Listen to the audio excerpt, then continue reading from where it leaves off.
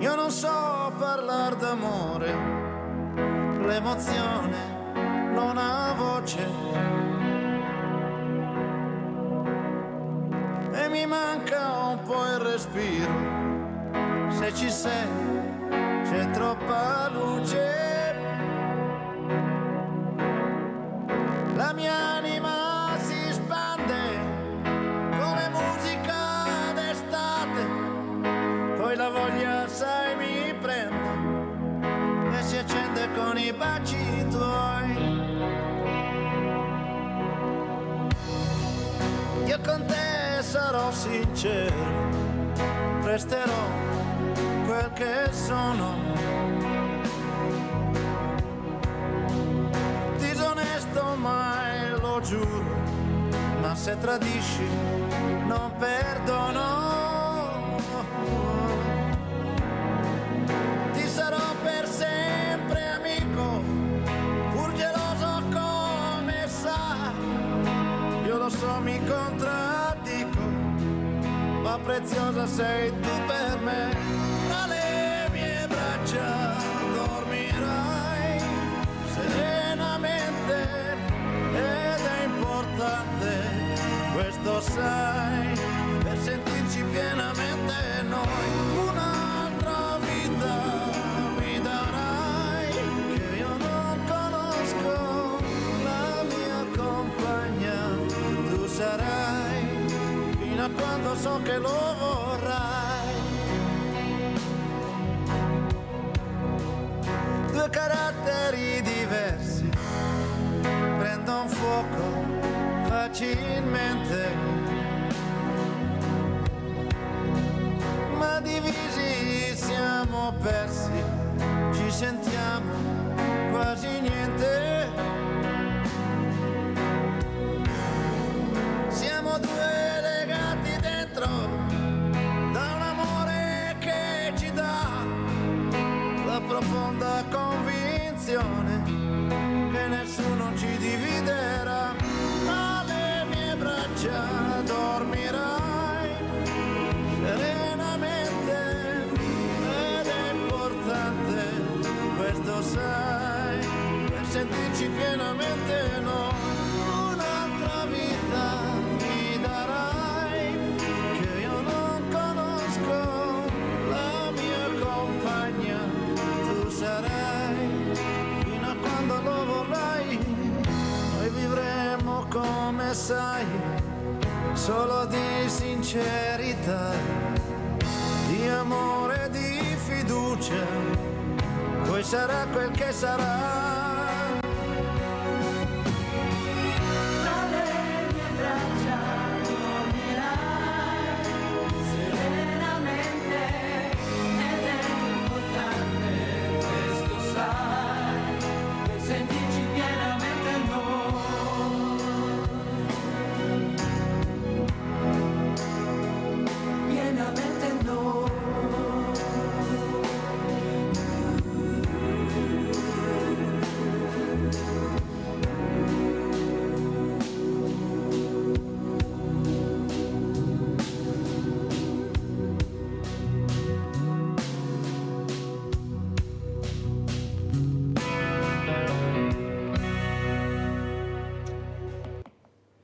Buongiorno, buongiorno, questa canzone è bellissima per ricordare la dolcezza, la tenerezza, soprattutto per le fragilità, queste fragilità che vengono colpite veramente in maniera molto profonda. Parliamo anche del fine vita, parleremo di politici, di politicanti, parleremo invece del popolo, questo popolo meraviglioso che è il popolo italiano, anche vento, delle volte forse con troppo minnovò combatta, forse dovrebbe andare un po' più combatta, ma soprattutto per il buon senso che hanno quando li intervistiamo, quando sentiamo i problemi che veramente ha il grande paese, mentre molti politici stanno guardando a qualcos'altro. E non è ammissibile perché è un momento molto delicato, ve lo posso assicurare. Voi sapete che io ieri ho avuto il Banco Solidale aperto e vedere questi anziani sotto la pioggia che non ce la fanno, ma veramente non ce la fanno né a curarsi né a fare la spesa, perché veramente il caro vita è aumentato. Qualcuno forse non si rende conto perché tanto ha tanti soldi, qual è il problema?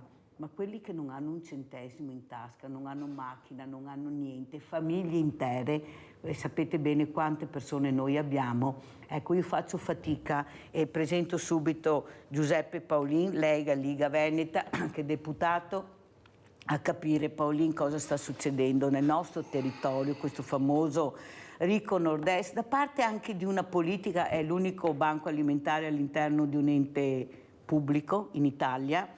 Ecco, questa politica che non vede, che non ascolta, che non è anche riconoscente verso questo mondo del volontariato, non verso la Mirella, me può fregare di meno, voi lo sapete come la penso, ma questi volontari di 70-80 anni che con tutte le magagne che ha, come che diciamo, riesce ancora a trovare del tempo per dare aiuto alle fragilità. Saluto anche Mauro Migliorini, sindaco di Asolo, secondo mandato, perciò abbiamo centrodestra, centrosinistra, almeno così sembra, poi vedremo cosa capirà, perché anche sul centro-sinistra non si capisce delle volte dove va a parare, perché ce la prendiamo Migliorini con centro-destra, manca il centro-sinistra, non che manca niente ultimamente. Allora Paolino, io inizierei proprio da lei.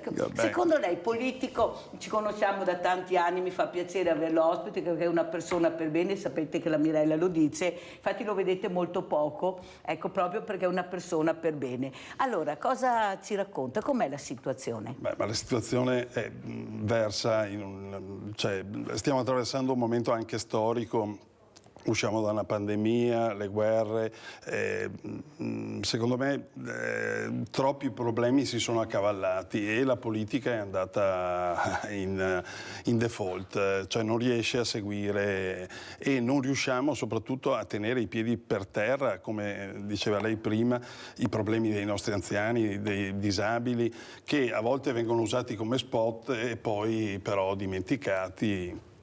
Viviamo su una terra che è il Veneto, dove il volontariato ha coperto spazi che erano dello Stato, ma li ha coperti il volontariato perché lo Stato non arrivava. Grazie Paolin di dire questo, buonamente grazie. No, non è, bisogna ringraziare il volontariato invece.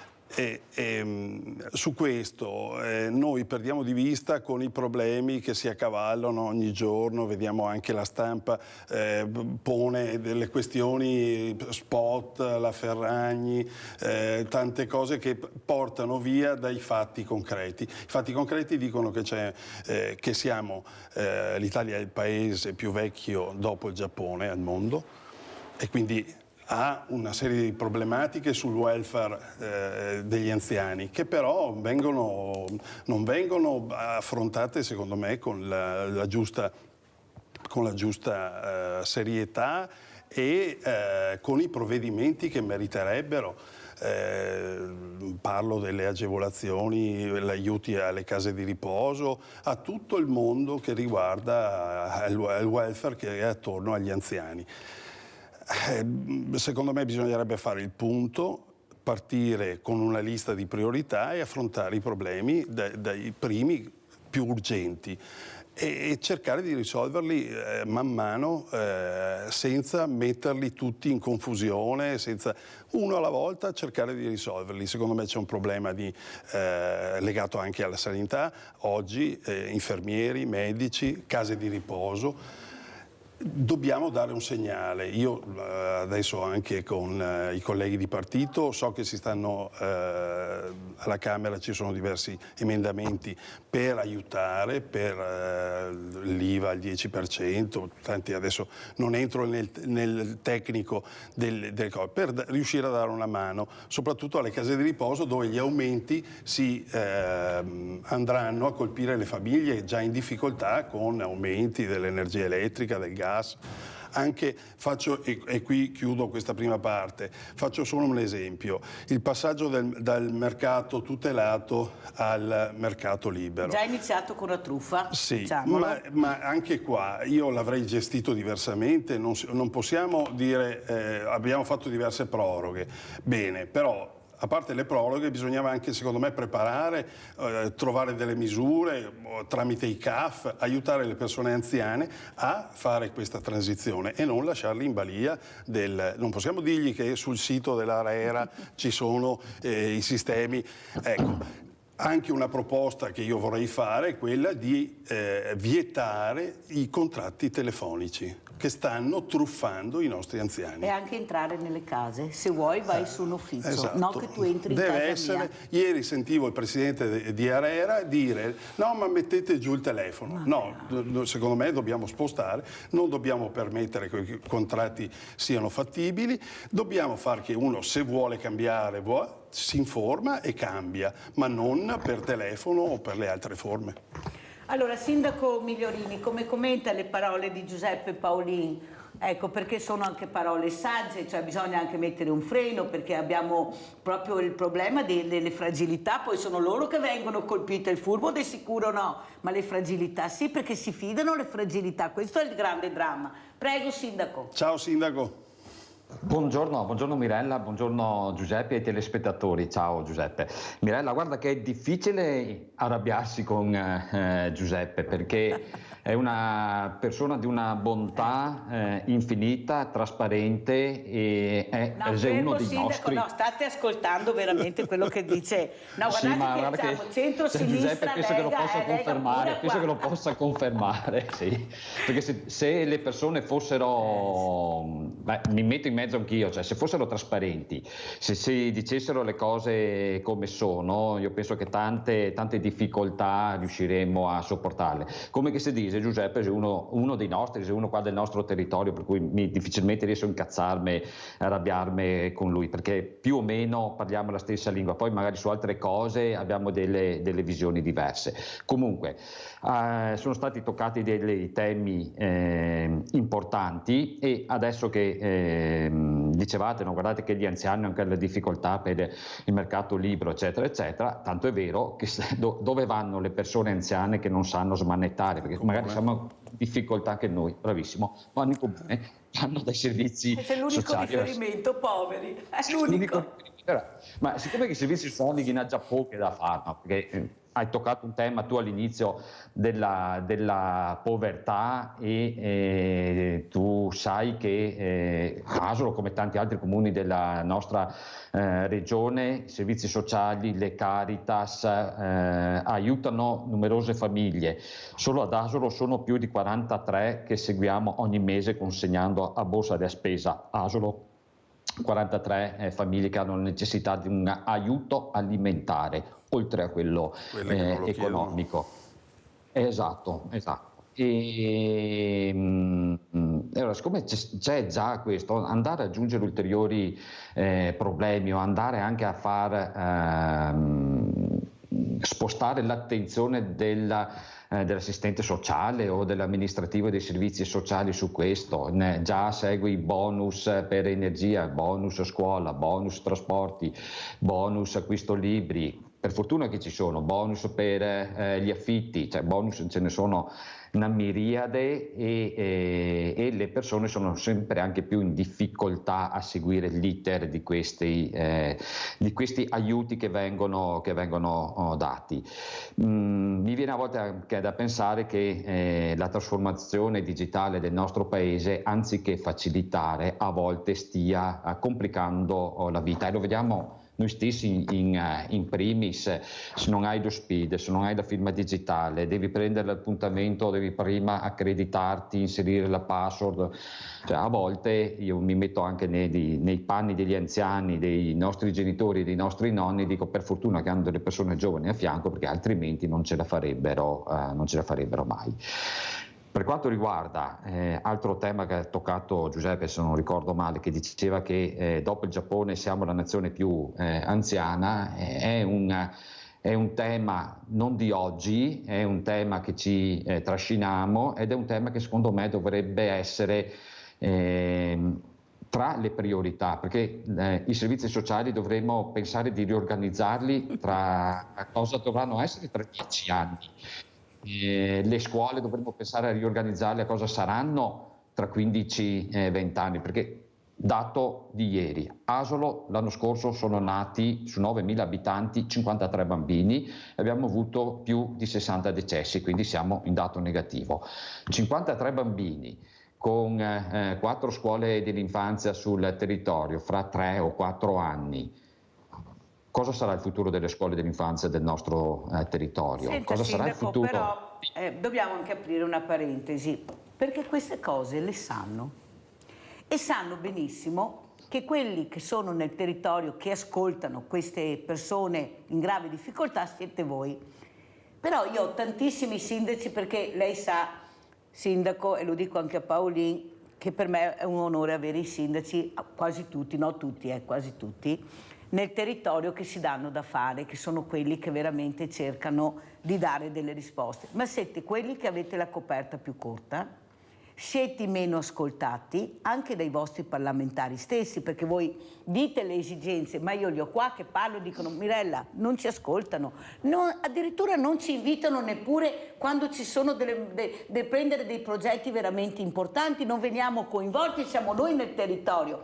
Capisce, Sindaco, che forse l'obiettivo di qualche politicante non è quello di quello che ha bisogno il nostro territorio, come ha detto lei, la povertà che aumenta, l'anzianità, la denatalità, il lavoro che non si trova. Io lo dico tutte le mattine, io ho persone dai 40 ai 60 anni che non riesco a collocare perché facevano tutti i magazzinieri, e questo ricco nord-est era fatto anche di questa figura. E adesso si ritrovano che non hanno nulla in mano. Ma perché? Perché non c'è stata formazione. E chi doveva fare la formazione, Sindaco? Dovevo farla noi? Non c'era chi ha detto che doveva fare questo? Cioè adesso si accorgono che mancano tutte queste figure? Gli ITIS, queste scuole di formazione, dove sono finiti? I laboratori nelle scuole, dove sono finiti? Capisce che c'è qualcuno, come nella sanità, che mirava ad altro, ad una sanità privata, ad una scuola privata. A sto punto mi viene da dire, perché sentite anche voi le telefonate che arrivano tutte le mattine di genitori disperati, specialmente con le fragilità, che voi che non riuscite a dare risposte. Allora Paolin, questi sono i problemi che dobbiamo toccare, non il problema dell'Europa. Sì, ma intanto vediamo cosa possiamo fare qui da noi, prego. No, ma infatti i problemi vanno, secondo me, va fatta quella lista di cui parlavo prima, di priorità, e vanno affrontate una alla volta. Anche i problemi delle scuole, abbiamo avuto diverse riforme, ma che sono mezze riforme, perché poi la politica si scontra, la mediazione tira la coperta da una parte, tira dall'altra, e il problema ne esce fuori una soluzione che è pasticciata e che alla fine non accontenta nessuno.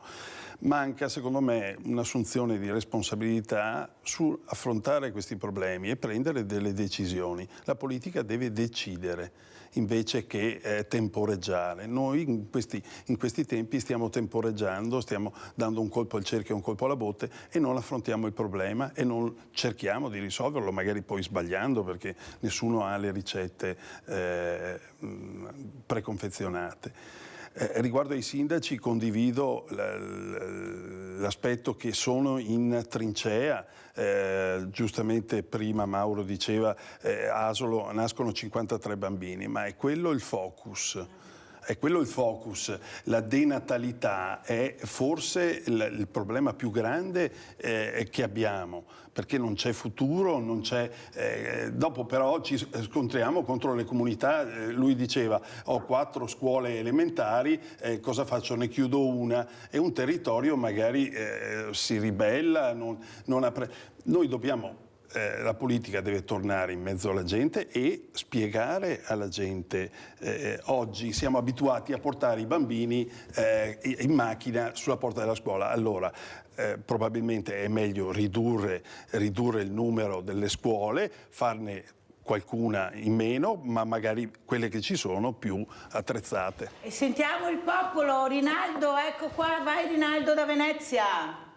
Ciao Mirella. Ciao. E buongiorno ai tuoi ospiti. Buongiorno. Innanzitutto mi fa molto piacere vedere Giuseppe, è la prima volta che vedo Liga Veneta innanzitutto, perché non siamo la Lega, siamo la Liga Veneta. Salvini dà le bandiere di San Marco, bisogna cavarlo via, che torna a casa sua, perché se seguiremo incontro a Salvini perderemo tutti i voti, non avremo bisogno di Salvini.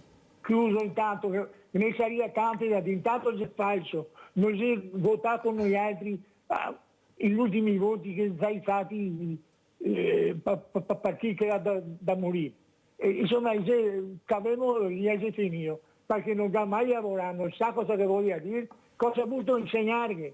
E ga 3 fiori con una moglie, 2 fiori con altre, e va dalla famiglia. E ti dico, ma dai, è assurdo. E dopo mi dico, che il sindaco, ecco, il 110 lo dovrebbero dare ai sindaci.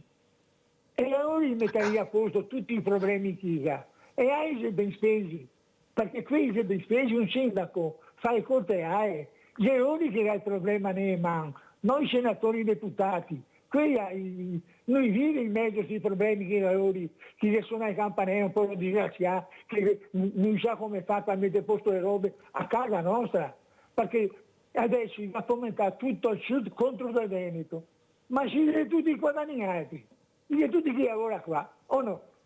Ma dai, stiamo a parlare delle robe sbagliate, dopo il bonus, per darti un bonus di 100 euro, qua bisogna che ti gabi meno di 8.000 euro, che non ti gabi a casa, che non ti gabi, e ora preferisco che ti si ottengano. Ma cosa giusto mettere ma io il manco di 8.000 euro all'anno, è un'assurdità, no? E ti vuoi dare il bonus? È meglio chi muore fuori, perché sorella Terry fa solo che sacrifici. Dica chi venga vede ISE e banchi alimentari, forse facendo un giro qui ISE capirebbe molte cose. Grazie Rinaldo, grazie. Sentiamo come commenta il nostro sindaco Migliorini. Come sentite, i sindaci sono amati dal popolo e anche premiati, dovrei dire, se seminano bene. Prego. Assolutamente, assolutamente, ma perché siamo, è già stato detto, siamo la trincea, siamo chi rappresenta lo Stato sul territorio. È indubbio che se molte di quelle risorse che vengono date, che sia il 110 di turno, ma anche altre tipologie di risorse, fossero date direttamente ai comuni e ai sindaci, sarebbero gestite in modo sicuramente più congruo, più attento, senza tante perdite anche di tempo.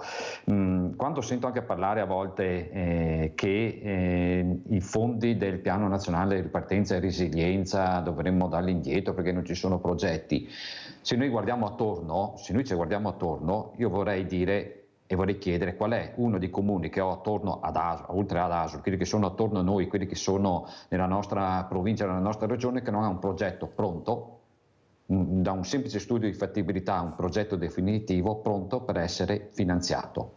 Eppure, nonostante questo, torniamo al discorso di prima, non siamo ascoltati, si preferiscono prendere altre tipologie di iniziative, altre strade, che si tratti di mettere in sicurezza una scuola, di rifare un asilo, che si tratti di mettere in sicurezza una strada o migliorare la viabilità, o che si tratti di aiutare le famiglie, sicuramente i portatori di interesse principali del territorio sono i sindaci dei nostri comuni, delle nostre realtà. Sindaco Migliorini, però Prego. posso dirvi una cosa, non è che siete troppo tiepidi, perché intanto siete riusciti a fare squadra, cosa difficilissima, e voi l'avete fatta, vi siete messi assieme, uniti, per portare avanti le esigenze del territorio.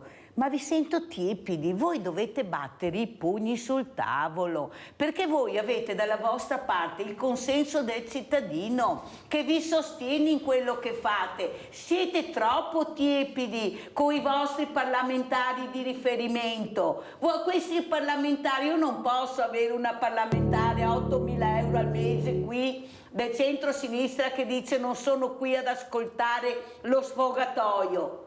Ma vi rendete conto? Sono lontani anni luce da quella che è neppure ascoltare, è stata appena eletta e si permette di dire non ascolto lo sfogatoio, non sono qua per questo, no, per cosa sei qua? Capisce che siamo lontani anni luce, dovete farvi ascoltare di più. Voi sapete quali sono i problemi, o sbaglio Paolino? Ma allora faccio una provocazione. Noi abbiamo finanziato col PNRR tanti progetti, tante cose che magari scopriremo fra un paio d'anni, e spero di smentirmi, ma che magari abbiamo buttato via anche i soldi. Non stiamo investendo nella democrazia e la politica va finanziata, cioè la democrazia ha un costo e va finanziata. In questo senso, secondo me, bisogna pensare a una riforma dei partiti, perché stiamo allontanando la politica dal cittadino. Il parlamentare si sta allontanando, ma perché? Perché il suo riferimento è il segretario politico e non è più il cittadino. Io ricordo, vengo dalla Prima Repubblica, che il parlamentare faceva ricevimento il venerdì, il lunedì, riceveva i cittadini che avevano un problema. Dopo i 5 Stelle l'hanno trasformato in traffico di influenze, cioè vuol dire il parlamentare non può più. Però questo era, il parlamentare era riferimento al territorio, che risolveva anche il problema della pensione, il problema proprio reale del cittadino e non il problema astratto. Si portava i problemi a Roma e quando rientrava, tipo Tina Anselmi, citiamo un nome perché era tanto amata, perché quando rientrava andava in piazza dal cittadino che l'aveva eletta perché era giusto così, diceva abbiamo Rovigo in linea, Rino scusa ma dobbiamo anche parlare con gli ospiti, vai Rino. Ok, ciao Mirella. Allora, ciao. Io ho sentito il discorso dei sindaci. Allora, io gli do tutta la ragione del mondo al nostro amico qua, al nostro ospite. Allora, il sindaco è quello che dovrebbe decidere a fare diversi lavori, no? Se lui dice io voglio fare quel lavoro là, e è tutta la giunta che li circonda che gli dice no, non lo fai. Cioè, lui può decidere fare certi lavori. Noi abbiamo il sindaco Edoardo Gaffaio che l'hai conosciuto anche tu. Sì, l'ho invitato, sì. E infatti ho chiamato quella volta. Per me è una persona che ha tante idee da fare, da aiutare, da fare, ma ci sono tutti gli altri politici che sono contro di lui, dire no, non lo fai. Ma se io sono il primo cittadino di Rovigo, che decido fare una cosa, perché voi siete contro di fare queste cose qua? Adesso a Rovigo, Mirella, hanno chiuso 2 bar storici, una gioielleria da anni. Ma dico, Rovigo sta andando tutta in fumo, sta morendo. Come io abito a Boara. Boara è un paese, c'è tante famiglie, c'è un panificio, un tabacchino e uno che vende la frutta. È un barbiere e non c'è altro, è un paese che è fuori dal mondo. Mirella, non è colpa del sindaco, è la colpa delle persone che li circonda. Il sindaco. Più che la giunta, caro Rino, i dirigenti, perché questa legge che devono scontrarsi, che dà potere al dirigente, però deve seguire la linea del sindaco, ma se il dirigente non firma, ciao sindaco. Prego sindaco Migliorini. Ciao Rino, devo andare avanti, se no ce la faccio, devo andare in pubblicità, vai. Sì, è tutto legato alla riforma Bassanini, quindi andiamo un po' indietro negli anni. Il sindaco deve fare, il più delle volte deve fare da mediatore, non solo con i cittadini, ma anche poi con la propria giunta, con la propria maggioranza, con il consiglio comunale e con i dirigenti.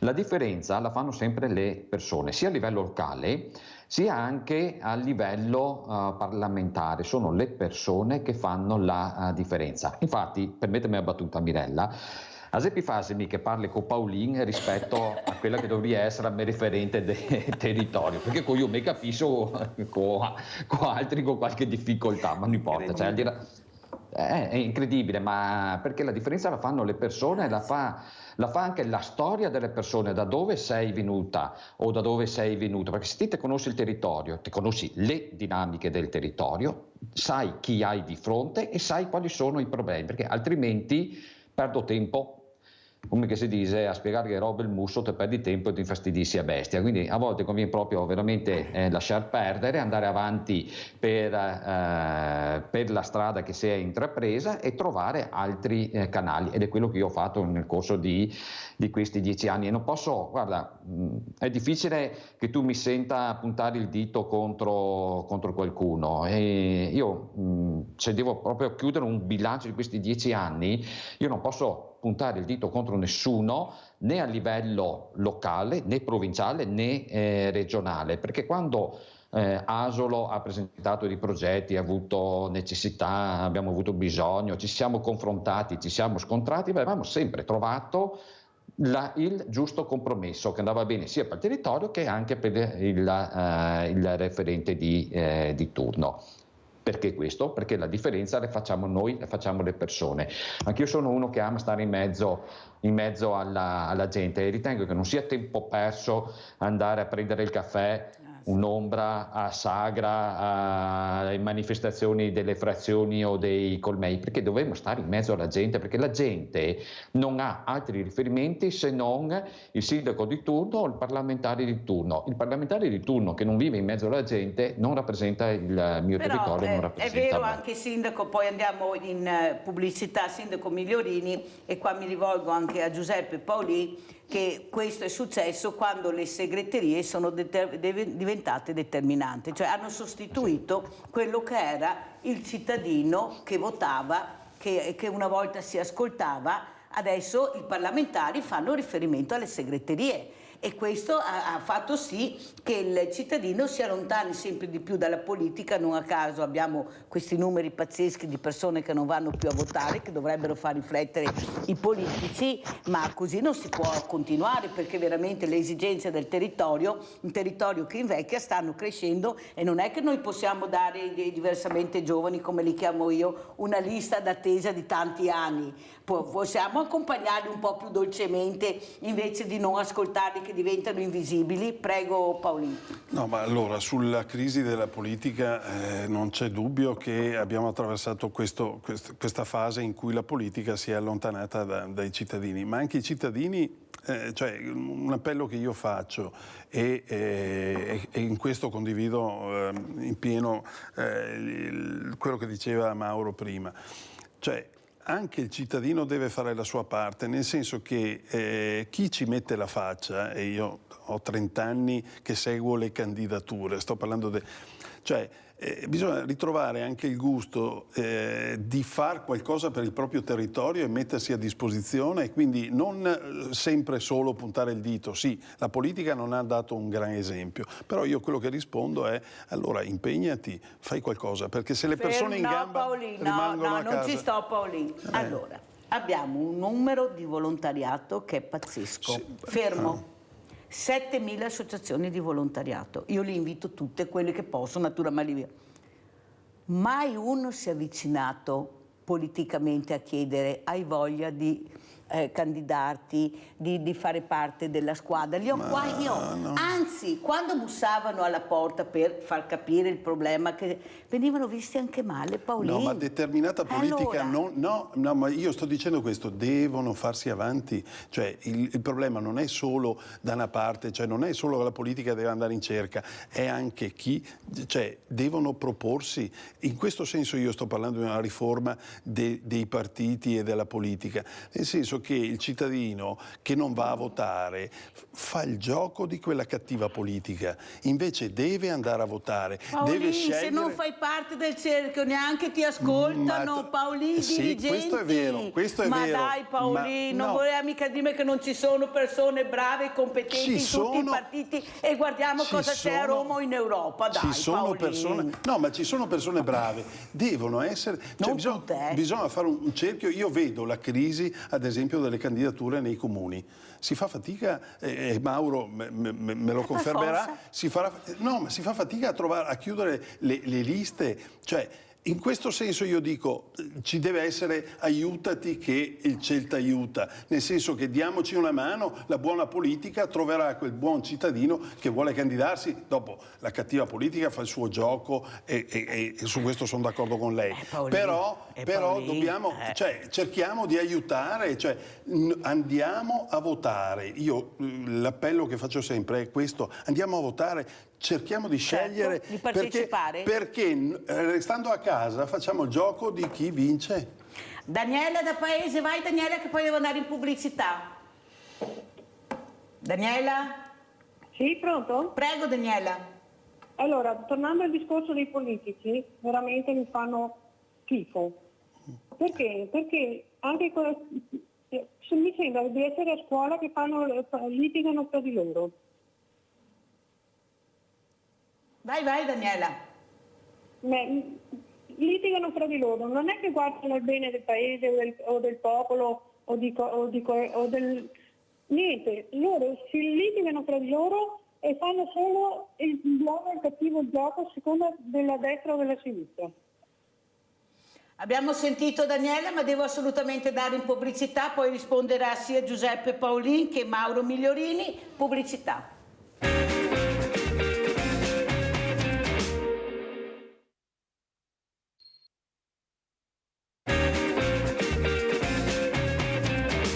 Sentiamo anche come commentano la telefonata di Daniela da Paese, Paolin. Ecco, questa Daniela è la voce di un certo popolo che ha coraggio di dire quello che pensa. Ma certamente. Dice, ma gli esempi che abbiamo sono veramente inqualificabili. Prego. Ma gli esempi che abbiamo, è vero, certi.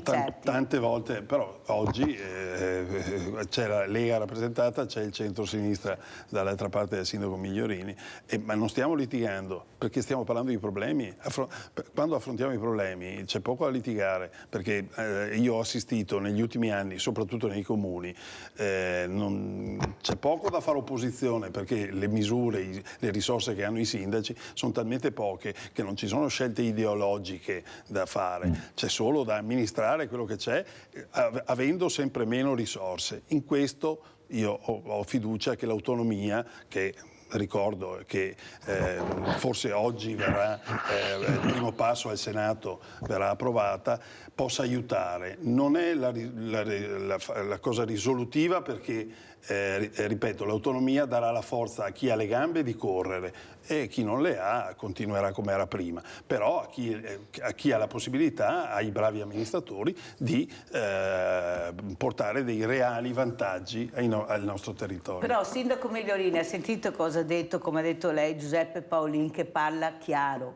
Primo passo. Non è che l'autonomia arrivi domani, perché anche la confusione è grande in questo. Sembra che adesso l'autonomia ce l'abbiamo portata di mano. Bisognerà lavorare. Giustamente ha detto è un primo passo. Anche questa confusione che si fa nel dare delle notizie importanti, perché ricordiamo 2279 giorni sono scritti là che questo referendum è stato fatto, dove che veramente il cittadino, specialmente Veneto, ha detto quello che avrebbe piacere. Se posso, su quel numero là, io l'ho vista anche da Roma. Il problema è che bisogna, al cittadino, io mi sentirei di dire che per l'autonomia sono passati tutti quei giorni, perché bisogna convincere il cittadino del Sud che non lo stiamo derubando, perché quell'autonomia la voteranno anche i parlamentari del Sud. E allora il requisito fondamentale è che non si toglie un centesimo a nessuno, si amministra meglio quello che c'è.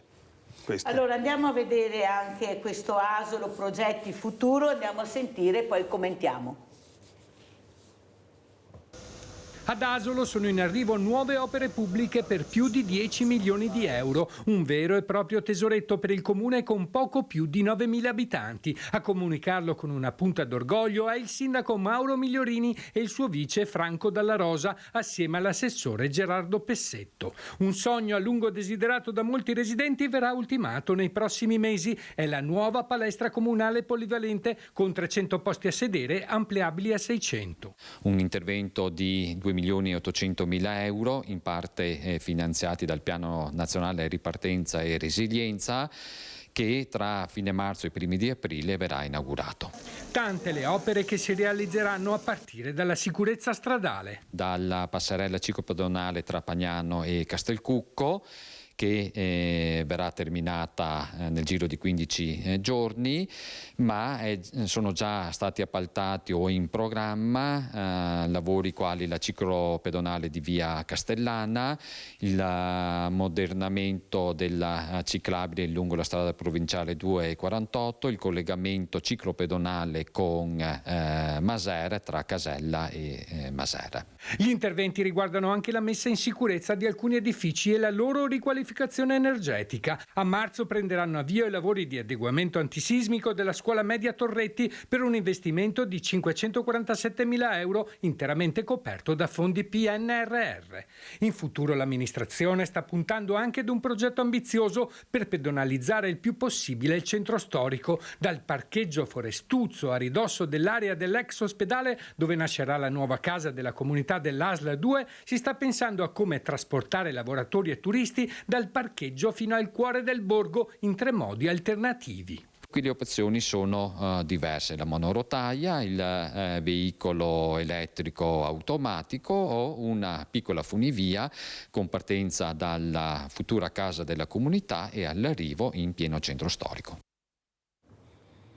Abbiamo Sebastiano da Abono, anche stamattina dappertutto. Vai Sebastiano! Grazie signora Minella, buongiorno a lei e ai suoi carissimi ospiti.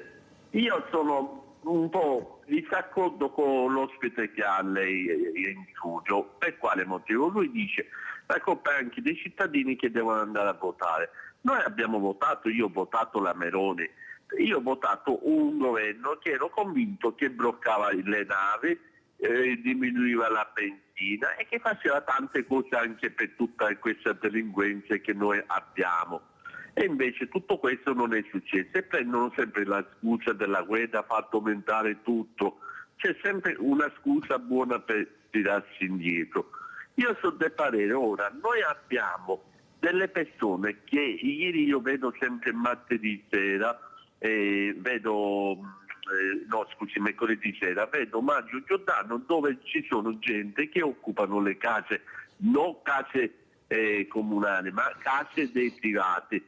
E per 3-4 anni questi non pagano l'affitto e ogni volta sento che i sindaci hanno le mani legate, tutti hanno le mani legate, ma io dico, è possibile mai uno Stato serio, cioè il ministro della giustizia non faccia una legge di dire, siccome abbiamo tante forze dell'ordine, allora quando succede che io non ti pago l'affitto, tu chiami i carabinieri, la polizia, quello che vuoi chiamare, vengono, mi dicono perché non paghi l'affitto, via, non paghi l'affitto, fuori subito da questa casa. Invece no, per 3-4 anni questi occupano una casa, non pagano l'affitto, poi li buttano magari fuori dopo anni e anni e vanno a occupare un'altra casa. E nel frattempo viviamo in questo paese. È possibile mai?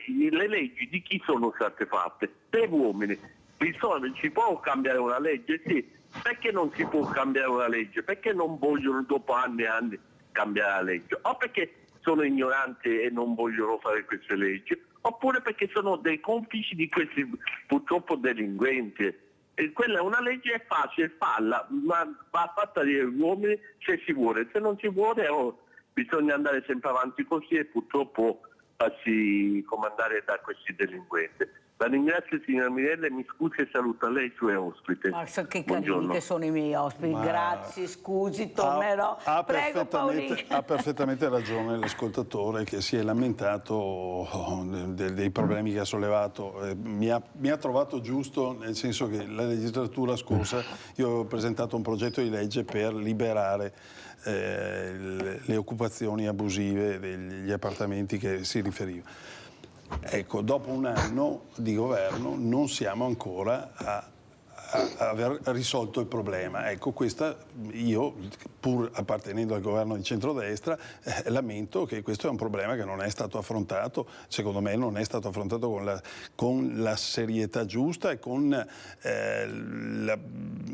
l'emergenza, cioè vale a dire quello che ci fa vedere Giordano, le occupazioni sono fastidiose, tra l'altro nel 90% dei casi sono persone anziane che magari si recano in ospedale, le case non possiamo risolvere il problema della casa lasciando le occupazioni libere. Ecco, questa è una mancanza. Come poi ha parlato sull'immigrazione, la Meloni aveva proposto il blocco navale. Anche qui, anche ieri c'era la von der Leyen, è stata in Italia con il presidente Meloni, abbiamo visto altri accordi con l'Albania, però a oggi non un clandestino è andato in Europa. Allora noi non possiamo permetterci di ospitare tutta l'Africa, non possiamo vedere, come sa bene Migliorini, il prefetto, che trova forse a Crespano la disponibilità delle suore per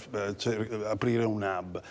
I numeri sono sotto gli occhi di tutti, noi l'accoglienza diffusa l'abbiamo già fatta, bisogna puntare i piedi perché non possiamo, perché quei disperati che noi stiamo accogliendo li stiamo scaricando sui nostri disperati, sulla fascia più debole della nostra popolazione. Quindi noi l'accoglienza, a mio avviso, il Veneto non sono io che devo riconoscerlo, è una regione accogliente, ha fatto di tutto. I numeri ormai non sono più sostenibili, perché noi apriremo un'altra caserma, un altro hub e fra 6 mesi avremo lo stesso problema, perché abbiamo visto che gli sbarchi rispetto all'anno scorso sono raddoppiati. Cioè, stiamo sbagliando, non è questa la strada. Sindaco Migliorini, intanto complimenti per i progetti, prego. Sì, grazie. Progetti che guardano all'oggi, ma guardiamo anche al futuro, perché bisogna sempre ragionare anche un po', essere un po' lungimiranti, guardare un po' distante. Per quanto riguarda i temi che sono stati trattati, io faccio un passo indietro, Mirella. Io a volte rimpiango la prima Repubblica, dove la Democrazia Cristiana, il Partito Socialista, i radicali, i repubblicani, i comunisti, eccetera, eccetera, avevano alle spalle una scuola di politica, una formazione politica, cose che poi nel corso degli anni, con il passaggio dalla prima alla seconda Repubblica, adesso dicono che stiamo vivendo la terza Repubblica, sono andate perse. Non c'è più formazione politica, non c'è più attività di sensibilizzazione ai cittadini di cosa vuol dire occuparsi della cosa pubblica, dal consigliere al comunale, alla regione, alla Camera dei Deputati anziché il Senato. Questo tipo di educazione, che secondo me è educazione civica, è andata completamente persa, ed è per quello che probabilmente, dico io nella mia piccola ignoranza, che le segreterie politiche poi hanno preso il sopravvento. Per quanto Sindaco riguarda Migliorini, parentesi, sì. Ma quello che hanno fatto di grave, a mio avviso, è che hanno tolto i comitati di quartiere. Era là che il cittadino parlava, era là che si poteva creare un futuro politico. È là che hanno sbagliato, ma loro sapevano, era pianificata questa cosa, perché siccome i comitati stavano crescendo sempre di più, perché il cittadino finalmente riusciva a parlare, si sono accorti che avrebbe potuto dar fastidio, avrebbe potuto intracciare quel percorso politico loro e ostacolato, e perciò cosa hanno fatto? Via tutti. E così Paolin, il cittadino, dice adesso dove me candido? Prego, Sindaco, poi Paolin.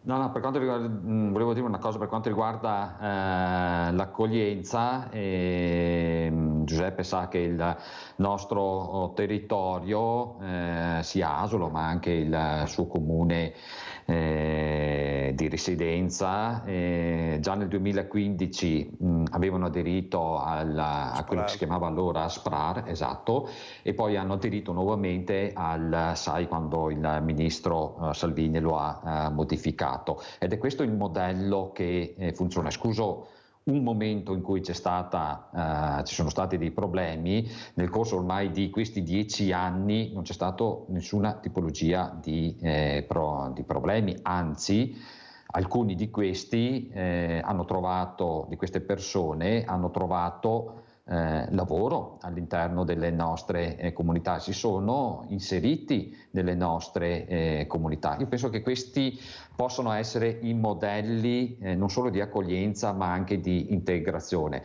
È vero che stiamo parlando di un servizio rivolto a richiedenti asilo e a rifugiati, quindi non la prima accoglienza, quelli che chiamano adesso hub, quello che si sente parlare in questi giorni sull'ex scuola Maria Bambina di Crespano. Io mi auguro proprio di no.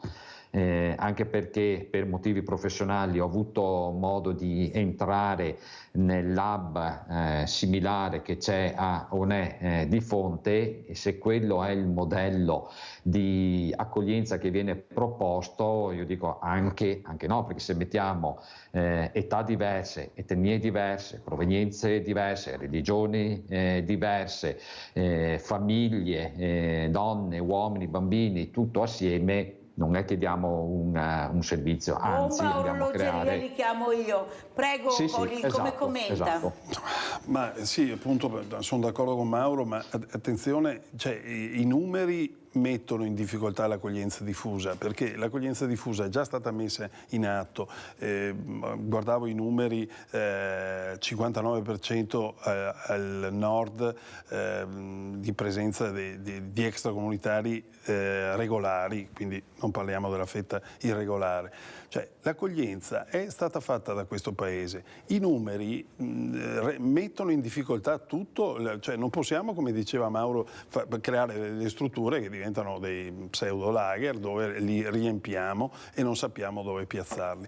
Cioè qua l'Europa o fa la sua parte o l'Italia non sarà in grado di affrontare l'immigrazione, anche perché stiamo vedendo che gli sbarchi aumentano in maniera esponenziale. Quindi o c'è questa presa di coscienza ferma e netta. Adesso l'esempio, Salvini aveva fermato le navi e aveva costretto l'Europa ad accogliere, a metterli di fronte a un fatto che qualcuno li deve ospitare, non può farlo solo l'Italia o la Grecia o i paesi di primo approdo.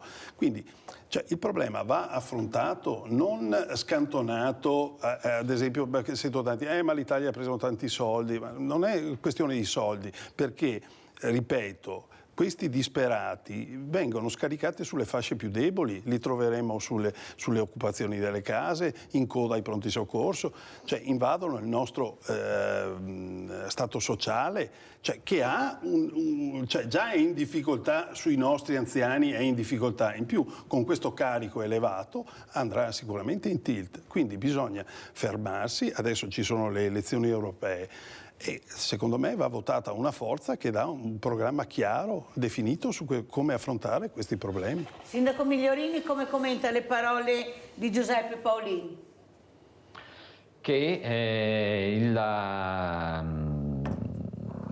Che questa situazione va governata. Io non posso avere la soluzione, io posso portare, come ho fatto, l'esempio di ciò che vuol dire accogliere ed integrare e non creare delle situazioni che possono essere pericolose per i territori dove piombano dall'alto questi grandi numeri.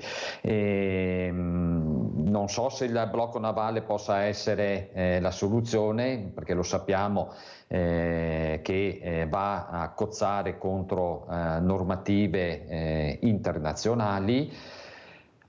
Secondo me ci deve essere una presa di coscienza anche da parte degli altri stati dell'Unione Europea che questa situazione va, il carico, ecco il termine corretto che non mi veniva in mente, il carico di questa situazione va condivisa. Non può essere la soluzione di dare più risorse alla Turchia perché blocchi le frontiere, perché poi sappiamo cosa succede al di là del blocco, dove i diritti umanitari non vengono minimamente tutelati. La soluzione, a mio avviso, è che altri paesi dell'Unione Europea vengano, passatemi questo termine, in soccorso, in sostegno dell'Italia. Molte regioni, ma in particolare il Veneto, sta continuando ad accogliere. Altre regioni, adesso rischio di fare un discorso alla Paolin, ma è così, ma è un dato evidente. Altre regioni, in particolare del centro-sud, hanno numeri molto meno importanti rispetto ai nostri. Comuni del centro-sud che hanno la stessa estensione geografica e lo stesso numero di abitanti di Asolo anziché Possagno o Cavaso o Monfumo non hanno i nostri stessi stessi numeri di inclusione e di aiuto ai richiedenti. Possiamo dire anche di integrazione, Sindaco, possiamo dire anche di integrazione, perché io volevo chiedere anche a Giuseppe Paolin. Noi siamo un popolo diversamente giovani ormai. Figli ne facciamo pochissimi, ho avuto anche il responsabile dell'Istat, il direttore dell'Istat, i numeri sono numeri e daranno scappi. Le aziende cercano forza lavoro, tantissimo, non solo professionali ma anche agricoltori di tutto e di più.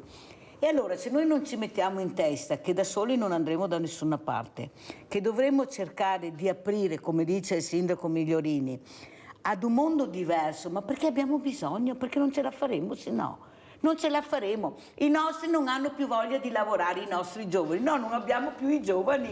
Il problema è quello, non è che non li troviamo, non ci sono. Volete capire che non ci sono? Allora, se anche la politica, indipendentemente di destra, di sinistra, di idee, non capirà che il Paese per uscire da questo tunnel, con le aziende che si sviluppano sempre di più, perché siamo anche bravi, quelli che sono rimasti, no bravi, di più, i giovani, quelli che capiscono vanno all'estero perché qua non sono capiti, perché questa è la realtà, e non tornano più perché se li tengono stretti perché sono bravi. E allora Paolin, allora non facciamo, non accogliamo, non apriamo, ci chiudiamo e moriamo tutti come gli Inca. Femo una bella croce, ciao popolo veneto. Sì, prego Paolin. No, a conferma di quello che diceva Migliorini prima, il 59% degli stranieri è al nord, il 25% è al centro, il 16% è al sud. Anche la ripartizione a livello italiano è sbilanciata. Logico che bisogna, cioè qui è un circolo vizioso, cioè noi non possiamo importare nuovi schiavi perché gli italiani non vogliono più fare determinati lavori. Dobbiamo chiederci anche se sono giustamente retribuiti, se c'è un giusto compenso. Bene. Quindi la filiera deve essere tutta che deve mettersi d'impegno per risolvere il problema. Quindi bisogna aiutare, sicuramente bisogna affrontare il problema del calo demografico, dell'inverno. Abbiamo coniato 1000 nomi su questo aspetto. Le nostre coppie non fanno figli perché sono in difficoltà. Gli stranieri ne fanno parecchi e li scaricano sui sindaci, il problema dei minori non accompagnati cade sulle nostre amministrazioni, Migliorini lo sa, i sindaci sono in estrema difficoltà a affrontare questi problemi. Quindi il problema va affrontato nella sua complessità. Secondo me la priorità è aiutare le nostre famiglie a dare una prospettiva, una tranquillità per riuscire a mettere al mondo dei figli. Ma in attesa che questo figlio nasca e cresca, Paolin, cosa facciamo? No, perché bisogna anche capire. Allora, Paolo da Montagnana, se no mi casca linea, povero Paolo, faccio aspettare da tanto. Vai Paolo, ma hai capito che abbiamo questa mattina ospite? Vai Paolo. Mirella, buongiorno a te. Buongiorno. Intanto avevo ragione al sindaco De Asolo che la prima Repubblica, i politici della prima Repubblica non tornerà mai più e ieri meglio, perché manco era PD, Partito Comunista, Democrazia Cristiana, ma faceva le robe come che si doveva fare, anche se ne ha fatto il debito pubblico, però poco tanto qualcosa che abbiamo fatto tutti. La nuova Repubblica, la nuova politica che noi chiamiamo politica dei fighetti, no? Che ci sono bei a mettersi in mostra, di fare la gara di chi che fa le robe peso. Di chi che fa le robe peso? Perché Morella Ticchio sai che mi sono di piazza, votiamo il giornale a mattina, si fa 4 fiacque e si parla. Siete sempre i discorsi della gente. Conte mi polvevano, anzi, Conte, secondo gli antiterroristi, sarebbe da arrestarlo che da morire. Le RAI, peso che peso. Da milioni che siamo ancora un po' di tempo. E dopo, un'altra roba, volevo rispondere a Paolin. Guarda Paolin, non è che la gente non va a votare, perché il discorso è che continua a venire a dirmi né votare, ma le robe non cambia mia. Ha sempre in mano la politica europea, secondo me, che hanno entrata come burattini. E altri che venivano votati da un altro popolo italiano, che siamo un popolo favoloso, non si buoni fare le leggi, non si vuole fare niente, perché su 365 giorni che ha vinto un anno, ha fatto leggi e anche le fatte male. Io fai le leggi e fai le fatte bene. E invece continua a fare uno contro l'altro. La destra, dunque, Conte la SRAI gli ha con a Meloni, gli a Meloni gli ha quest'altro. Salvini che viene, un'altra cassala secondo me, processiamo un ministro perché ha fermato il blocco delle navi. Dopo vediamo però cosa ti fa tanti immigrati che vengono in Italia. Gli fa disastri, perché bisogna dirlo che fa disastri, perché questi per mantenersi fa di tutto.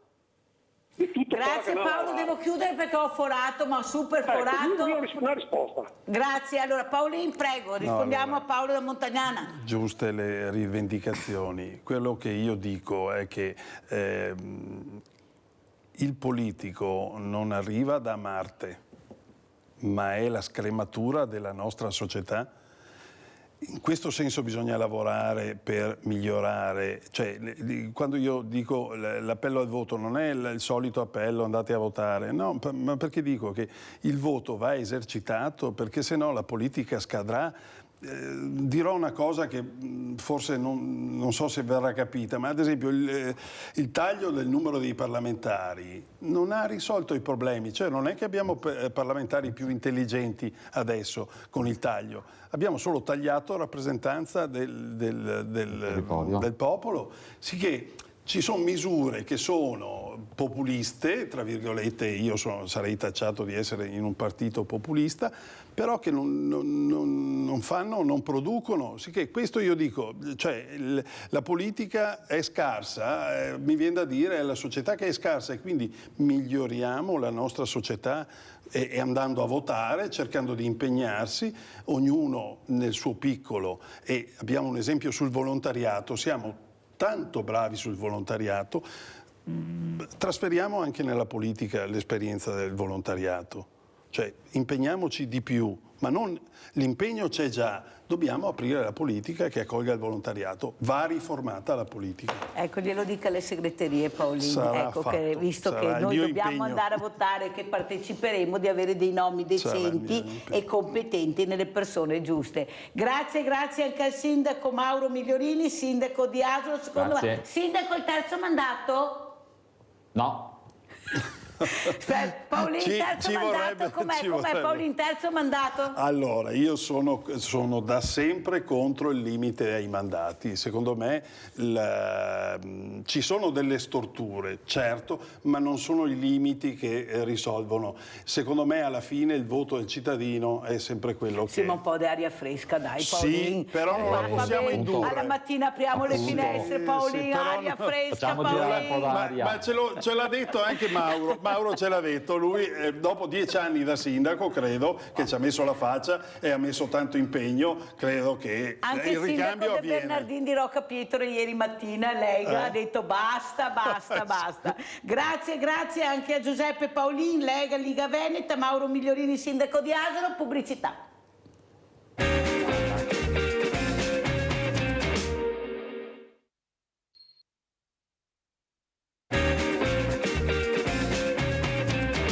Presento altri due graditissimi ospiti. Abbiamo collegata Martina Bertelli, assessore del Comune di Valdobbiadene e vicepresidente provincia di Treviso. Buongiorno assessore, grazie di essere qui. Veramente grazie. E saluto anche un'altra graditissima ospite che è la dottoressa Barbara Zebellin, dottoressa in scienze motorie. Con questo libro che noi abbiamo già visto, ma lo voglio dire, buongiorno dottoressa, Lo scrigno segreto, che poi spiegherà che magico questo scrigno di segreto femminile. Allora, partirei proprio da lei, dottoressa Zebellin. Cosa sta succedendo a questa donna che si sta sempre di più evolvendo, sta cercando di trovare degli spazi anche con una fatica incredibile, con questa scala che diventa sempre più ardua e più alta, ma lei ce la sta mettendo tutta, però è una figura, una persona. Io parlerei proprio di persona che si rimbocca le maniche e cerca di dare il meglio di se stessa. Forse ha capito poco, tanto è vero che le donne ancora sono pagate diversamente degli uomini nel 2024 ormai. Cosa ci racconta dal suo osservatorio, dottoressa Zebellin? Allora, intanto grazie per avermi invitato, è un piacere rivederla. Che cosa le racconto? È veramente una scalata, ha ragione, ha detto giustamente che a volte mi domando veramente chi me lo fa fare, perché in certi momenti è veramente faticoso, perché mi rendo conto che raggiungere le donne a volte è un'impresa ardua. Le donne hanno una marcia in più, mi permetto di dirlo, molto spesso hanno una marcia in più, però hanno ancora paura di uscire dal guscio, hanno ancora paura di dimostrare quello che è il loro vero valore e hanno bisogno di essere spronate, di essere incentivate. Io mi rendo conto che c'è bisogno di fare questo. Come ha detto giustamente lei, io ce la sto mettendo tutta, nel senso che è vero, io mi interesso in maniera particolare della muscolatura pelvica femminile, ma in realtà io parlo di benessere e di salute della donna a 360 gradi. E ci sono molti luoghi ancora comuni da sfatare, ci sono ancora molte credenze. Io quest'anno è passato, dall'ultima volta che ci siamo viste, ho girato molto. Sono tornata domenica da Roma per un corso che ho tenuto con i trainer. Ecco, devo dire che da quel punto di vista sto ricevendo molte soddisfazioni, perché i trainer sono particolarmente sensibili, cioè le persone che stanno facendo il mio stesso lavoro, che si occupano di salute e di attività motoria con le donne in palestra, ma anche in svariate attività sportive, si sono rese conto che bisogna rimboccarsi le maniche e bisogna lavorare sulla salute e sul benessere della donna, perché il mondo dell'informazione deve mirare più sulla prevenzione che sulla informazione. E quella è una battaglia difficile, perché con le giovani donne io mi rendo conto che ho più difficoltà ad arrivare, e quindi ho fatto un passaggio diverso. Ho detto: bene, se mi è difficile arrivare alle giovani donne per fare un certo tipo di prevenzione, facciamo informazione con le loro mamme, con le loro nonne, che potranno poi parlare con le loro nipoti e con le loro figlie e mi aiuteranno a raggiungerle con più facilità. Allora sentiamo, visto che abbiamo una giovane donna che ha avuto anche il coraggio e si è rimboccata le maniche, ecco, che è scesa in politica. Non so perché scese invece di salire in politica, forse sarebbe meglio salire e non scendere, anche per una questione anche di rispetto verso questa figura, che invece ha avuto questo coraggio ed è stata supportata, perché i numeri sono numeri. Allora, Assessore Bertelli, come commenta le parole della dottoressa Zebellin? Mi trova completamente d'accordo. Intanto grazie Mirella per l'invito, è un piacere essere qui con te e con la dottoressa Zebellin. Io sono estremamente d'accordo, credo che le prime persone che devono fare un passo in avanti siamo proprio noi donne,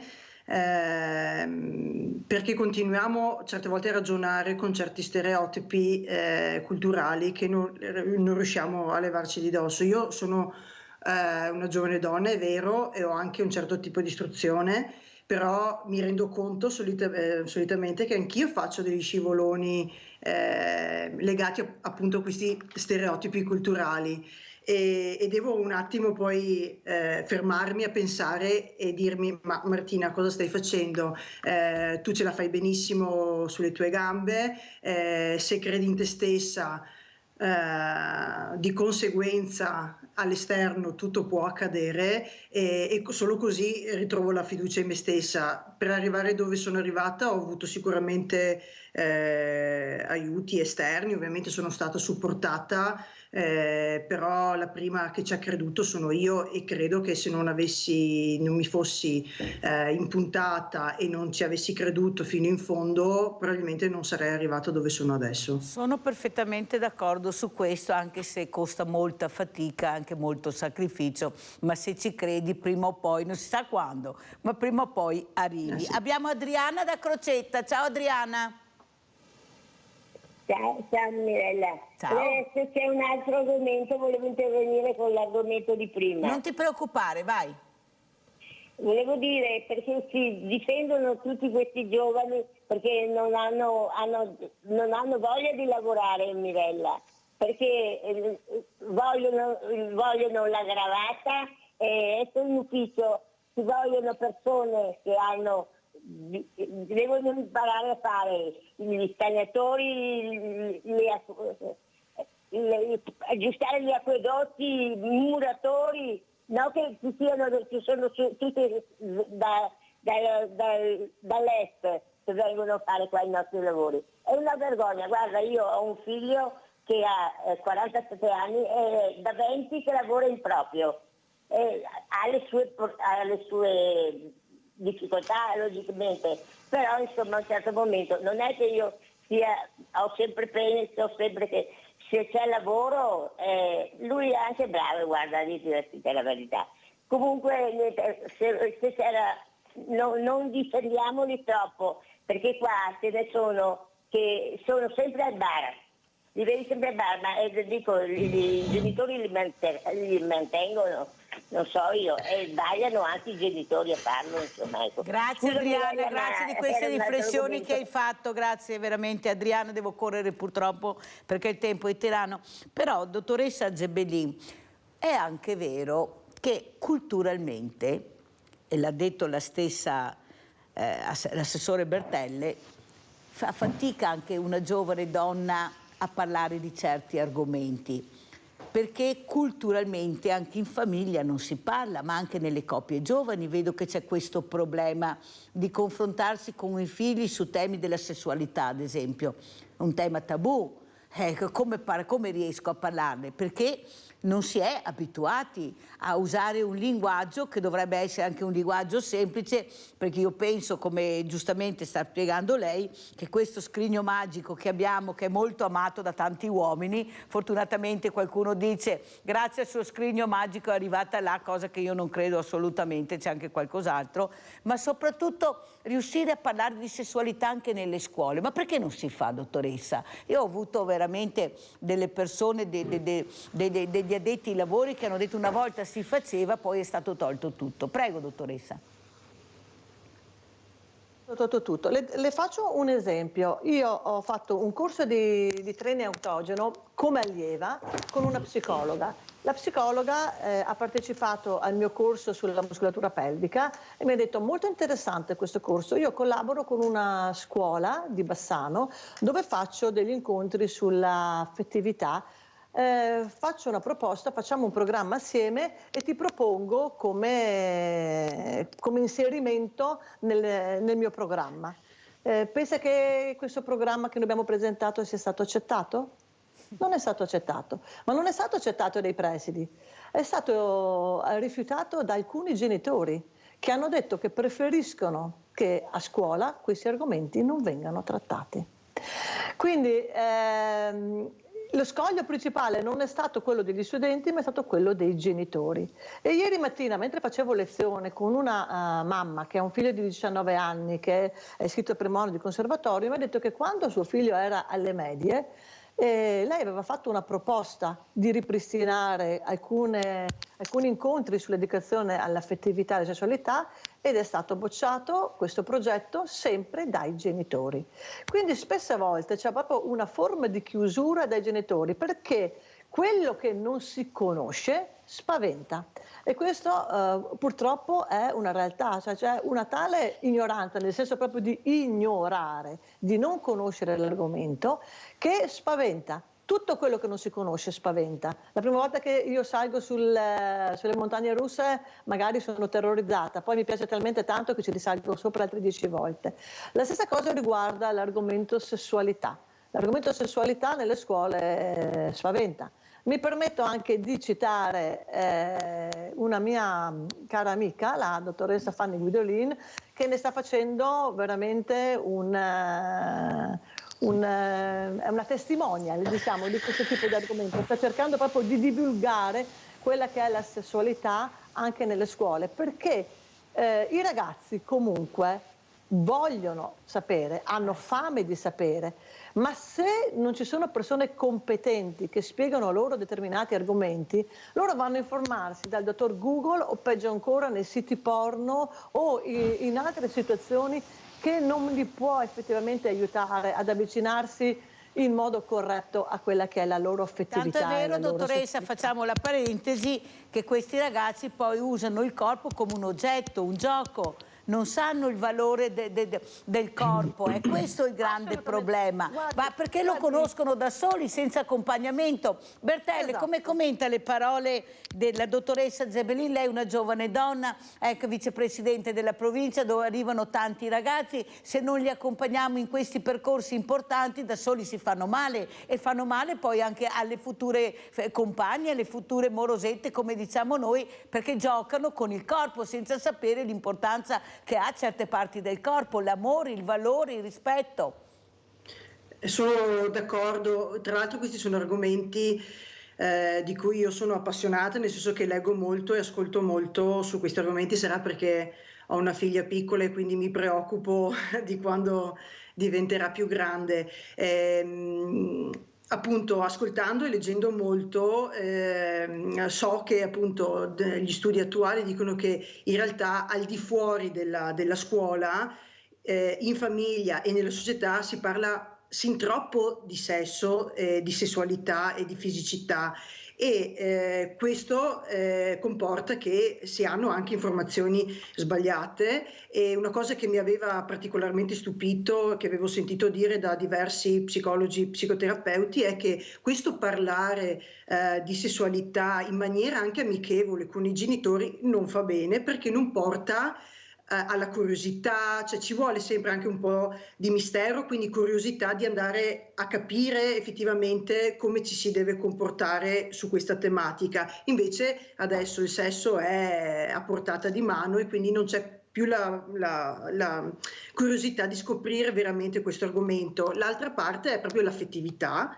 e secondo me qui forse dovremmo lavorarci ancora di più, soprattutto nelle scuole, per poi non più parlare di violenza di genere, di violenza sulle donne, perché se insegniamo ai nostri figli a sapere cos'è una relazione sana tra uomo e donna, allora potremo avere degli adulti sani, consapevoli e capaci di comportarsi l'una con l'altra. Quindi secondo me il lavoro maggiore va fatto sull'affettività, su cos'è veramente, cosa vuol dire amare una persona e cosa comporta, e credo che qua ci sia davvero una grande mancanza da parte delle famiglie e da parte anche degli enti scolastici.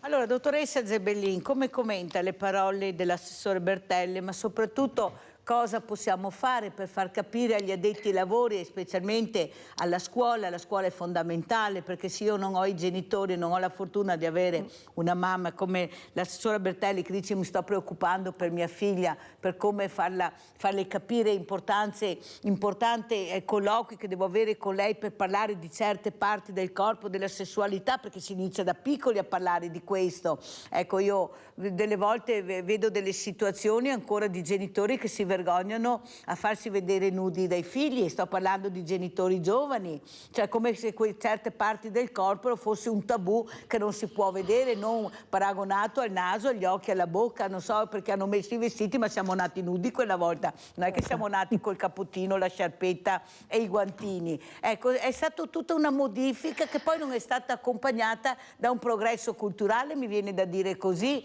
perché ancora l'uomo porta i pantaloni corti, non c'è problema. Se la ragazza mette una minigonna a un certo livello, guai, perché fa vedere le gambe. Ecco, pensavo alla scolatura. Ecco, siamo ancora molto indietro però, dottoressa. Allora, siamo molto indietro, e direi che dovremmo partire intanto dal discorso delle parole. Cioè, si ha ancora paura di chiamare le parti del corpo con il loro nome corretto.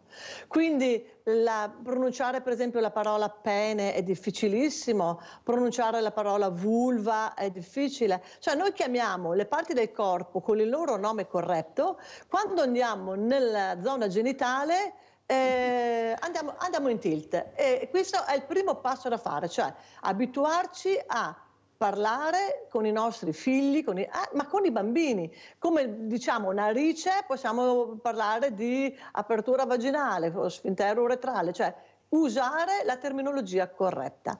La seconda cosa che io direi che dovrebbe essere una parola magica e fondamentale è la parola rispetto. Condivido il discorso sull'affettività, che è fondamentale perché è il primo step che poi ci può portare verso la sessualità, però il rispetto. Io ho sempre pensato che nel mio piccolo, io ho insegnato per 15 anni nel mondo della scuola, insegnare ai miei studenti che cosa voleva dire rispettare le regole, rispettare l'avversario, rispettare i compagni di squadra, voleva dire anche portarli poi a un rispetto molto più ampio e molto più profondo, che poi va nel mondo non solo sportivo, ma nel mondo lavorativo e nel mondo anche dell'affettività e della sessualità. Perché se io imparo a rispettare le regole e imparo a rispettare il mio compagno che ha un'idea diversa dalla mia, sarò anche in grado poi di relazionarmi in modo molto più sano, molto più corretto quando va una relazione a due con una partner o con un partner. Quindi io sono partita sempre da quel presupposto nei giochi di squadra, ma fin dall'inizio nella scelta del compagno non si sceglie solo il compagno più forte, si segna anche magari il compagno più astuto, perché ogni persona ha le sue caratteristiche positive e quindi imparare a capire quali sono le positività di una persona e il rispetto. Cioè io ho sempre messo in primis il rispetto, perché poi se imparano a rispettarsi nel gioco, imparano anche a rispettarsi nella vita. Poi le racconto un episodio che mi è capitato in questa gita inclusiva a Venezia, dottoressa Zebellin, lo voglio raccontare anche all'assessore Bertelli, ma abbiamo Luciano da Verona. Vai Luciano. Cara Mirella, buona giornata, come sempre te e i suoi ospiti. Grazie. Dico, sono talmente d'accordo ciò che dice la dottoressa, l'ammiro e l'apprezzo. Però una cosa è certa, Mirella, non sono un bambino, ho quasi 81 anni, ho lavorato 50 anni. La signora che ha detto prima, sono contrario.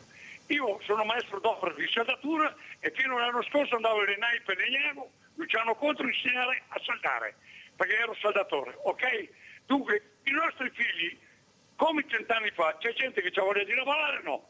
Però i nostri figli, cara Mirella, non possono lavorare per 3-4 euro all'ora come fanno certi africani, poverini, che vengono dall'Africa e prendono €1 al giorno. E questa è la faccenda, bisogna essere precisi, ci sono dei padroni bravi e dei padroni sfruttatori. E sono d'accordo con la dottoressa. E poi una cosa, cara Mirella, che io sarò un po' fanatico per la mia patria, per il mio Veneto, però si dovrebbe parlare un po' di più. Come ieri sera una trasmissione su 4, che guardo sempre in Rete Veneta, che certi stranieri che sono in Italia, ce ne sono italiani che marciano con le armi e fanno paura alla gente, spaccano le vetrine, questa gente vanno spedita fuori dall'Italia. Io sono italiano e amante della mia patria, ho fatto 30 anni di immigrazione e dico ancora grazie Svizzera che mi ha dato un pezzo di pane, che la Svizzera ce l'ho nel cuore come la mia patria Italia. Buona giornata Mirella. Grazie Luciano, ho sentito anche le riflessioni del nostro Luciano da Verona. Allora, dottoressa Zebellin, io ho fatto questa gita inclusiva dove c'erano le fragilità e c'erano questi fidanzatini che hanno ricevuto anche l'onore di entrare alla Fenice. È stato un onore per loro, ma anche la Fenice ha dimostrato tutto l'apprezzamento verso queste fragilità e non finirò mai di ringraziare il direttore generale, il dottor Andrea Erri, come ha accolto queste persone, con quanta delicatezza si tenevano per mano. Con quanta dolcezza loro mi hanno raccontato facendomi vedere l'anellino che si erano regalati di fidanzamento, che speravano di formare una famiglia. Allora, se noi riusciamo a capire che forse da questo mondo fragile abbiamo la tenerezza, abbiamo l'ascolto, abbiamo il senso di rispetto verso la figura anche femminile e viceversa, forse faremo un passo in avanti. Forse dovremmo iniziare proprio dalle fragilità a capire l'impegno che ci mettono per farsi sentire normali, perché anche loro vogliono una vita autonoma, vogliono fare una famiglia, però bisogna accompagnarli perché possono farsi male. Ecco, questo è molto importante, capire quanto importante sono le scienze motorie. Non le vedo, dottoressa, in questi centri, pochissimo, oppure vedo una ginnastica che non porta da nessuna parte, se si può chiamare ginnastica, e per qualcuno e qualcun altro no. Allora, oltre alla dottoressa Zebellin, volevo sentire anche l'assessore Bertelli, lei è vicepresidente in provincia, sa di cosa parlo. Dobbiamo attenzionare queste fragilità, ascoltarli di più e accompagnarli in un percorso che può essere rieducativo per tutti, di chi li accompagna e per loro. Prego. Ma certo, sono completamente d'accordo con te, Mirella, tant'è vero che uno degli obiettivi deve essere proprio l'autodeterminazione, cioè accompagnare queste persone fragili a essere protagoniste della propria quotidianità, delle loro capacità, e quindi accompagnarli, perché solo così veramente possono fare dei passi in avanti.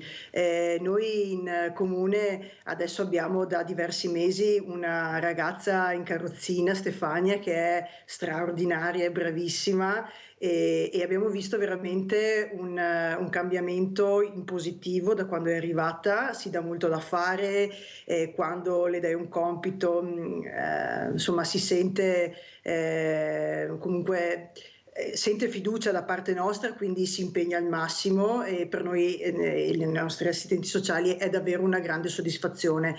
Io devo dire che per quello che conosco io della mia realtà, noi abbiamo a Valdobbiadene in una cooperativa Ali, che si occupa di disabilità, di disabili, e ci sono veramente degli educatori straordinari. Il loro non è solo un lavoro, ma è proprio una passione, e si vede in tutto l'amore che ci mettono in questo lavoro, e io li ringrazio sempre quando ce n'è occasione. Sicuramente in altre parti d'Italia non è così, e questo mi dispiace, perché crea veramente dei danni alle persone più fragili. Però insomma, per quanto mi riguarda, io nel territorio vedo delle realtà davvero in gamba e che ci sanno fare su questo fronte. Dottoressa Zebellin, come commenta? Prego. Allora, io ho ascoltato attentamente anche la sua storia, e oltre alla parola rispetto che ho voluto puntualizzare prima, c'è un'altra parola che a me ha colpito molto, e che è la parola ascolto.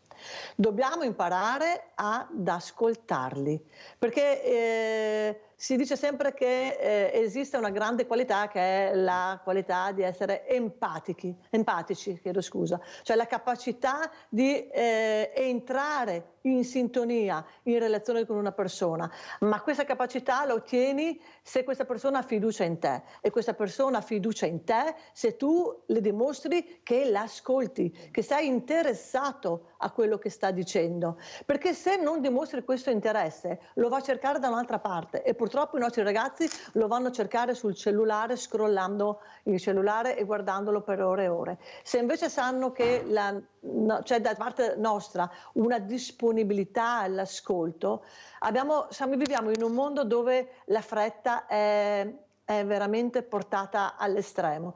Io in quest'anno ho cercato di avvicinarmi ai mondi social per poter promuovere un po' quella che è la mia attività, e mi sono resa conto di quanto frenetico sia questo tipo di mondo, di quanto non lasci spazio assolutamente né agli errori ma neanche all'ascolto. E i nostri giovani, i nostri ragazzi vivono immersi in questo mondo, però hanno un grande bisogno di essere ascoltati, hanno un grande bisogno di essere capiti, di qualcuno che veramente dica: sono qui per te, ti ascolto.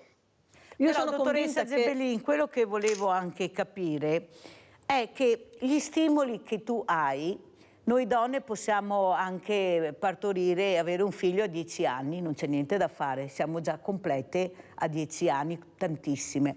Il ragazzo non è così completo e non è preparato, noi siamo molto più avanti, la natura è questa, è inutile che ce lo diciamo.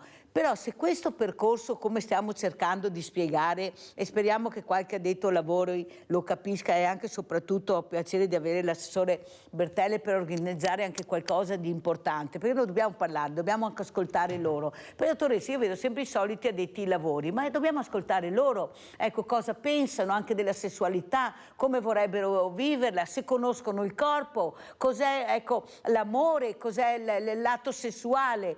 E invece vedo che non ci siamo proprio, perché loro continuano ad avere questi stimoli che tutti quanti abbiamo avuto e abbiamo specialmente da giovanissimi, e non riescono a gestirli nella maniera corretta, perché ci giocano sopra, perché nessuno gli insegna.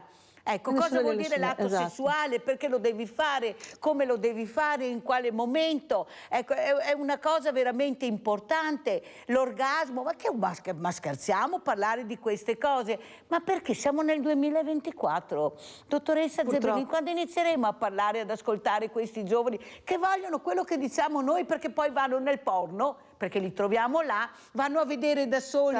Tanto mio figlio è nella cameretta, tranquillo, si vai a vedere cosa sta guardando tuo figlio o tua figlia, perché mettiamo dentro anche la persona, non solo maschile e femminile. Ecco, ma questo non voler vedere, continuare a mettere la polvere sotto il tappeto, quanto durerà? Durerà in eterno? Prego. No, non durerà in eterno. Io le ho detto prima che le ho fatto il nome della Fanny Guidolin, che sta facendo veramente una missione nella sua vita, quella di fare informazione sessuale, quindi sta organizzando serate ed eventi in modo del tutto gratuito, aperti alle coppie. Io sono in contatto con la ginecologa Calcagni, Monica Calcagni di Roma.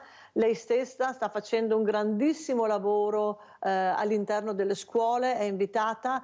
I genitori prima di tutto non devono aver paura, e devono affidarsi a persone, anche ammettere che hanno delle lacune e incominciare comunque a comprendere che la sessualità è una parte fondamentale della vita, non è che sia un qualche cosa di sporco, qualche cosa di poco importante o di secondario. Cioè è passato l'epoca in cui devi studiare, devi laurearti, devi incominciare a lavorare e poi verrà il resto. No.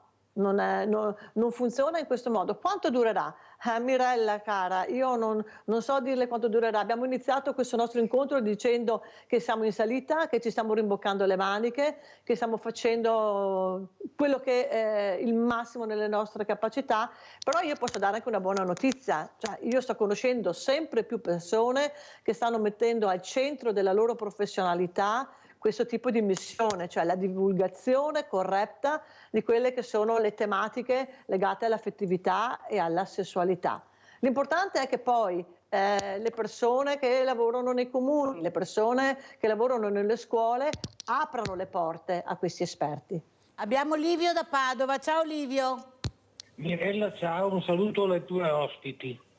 Dunque, un aspetto di cui che non è mai stato trattato in questi rapporti tra uomo e donna è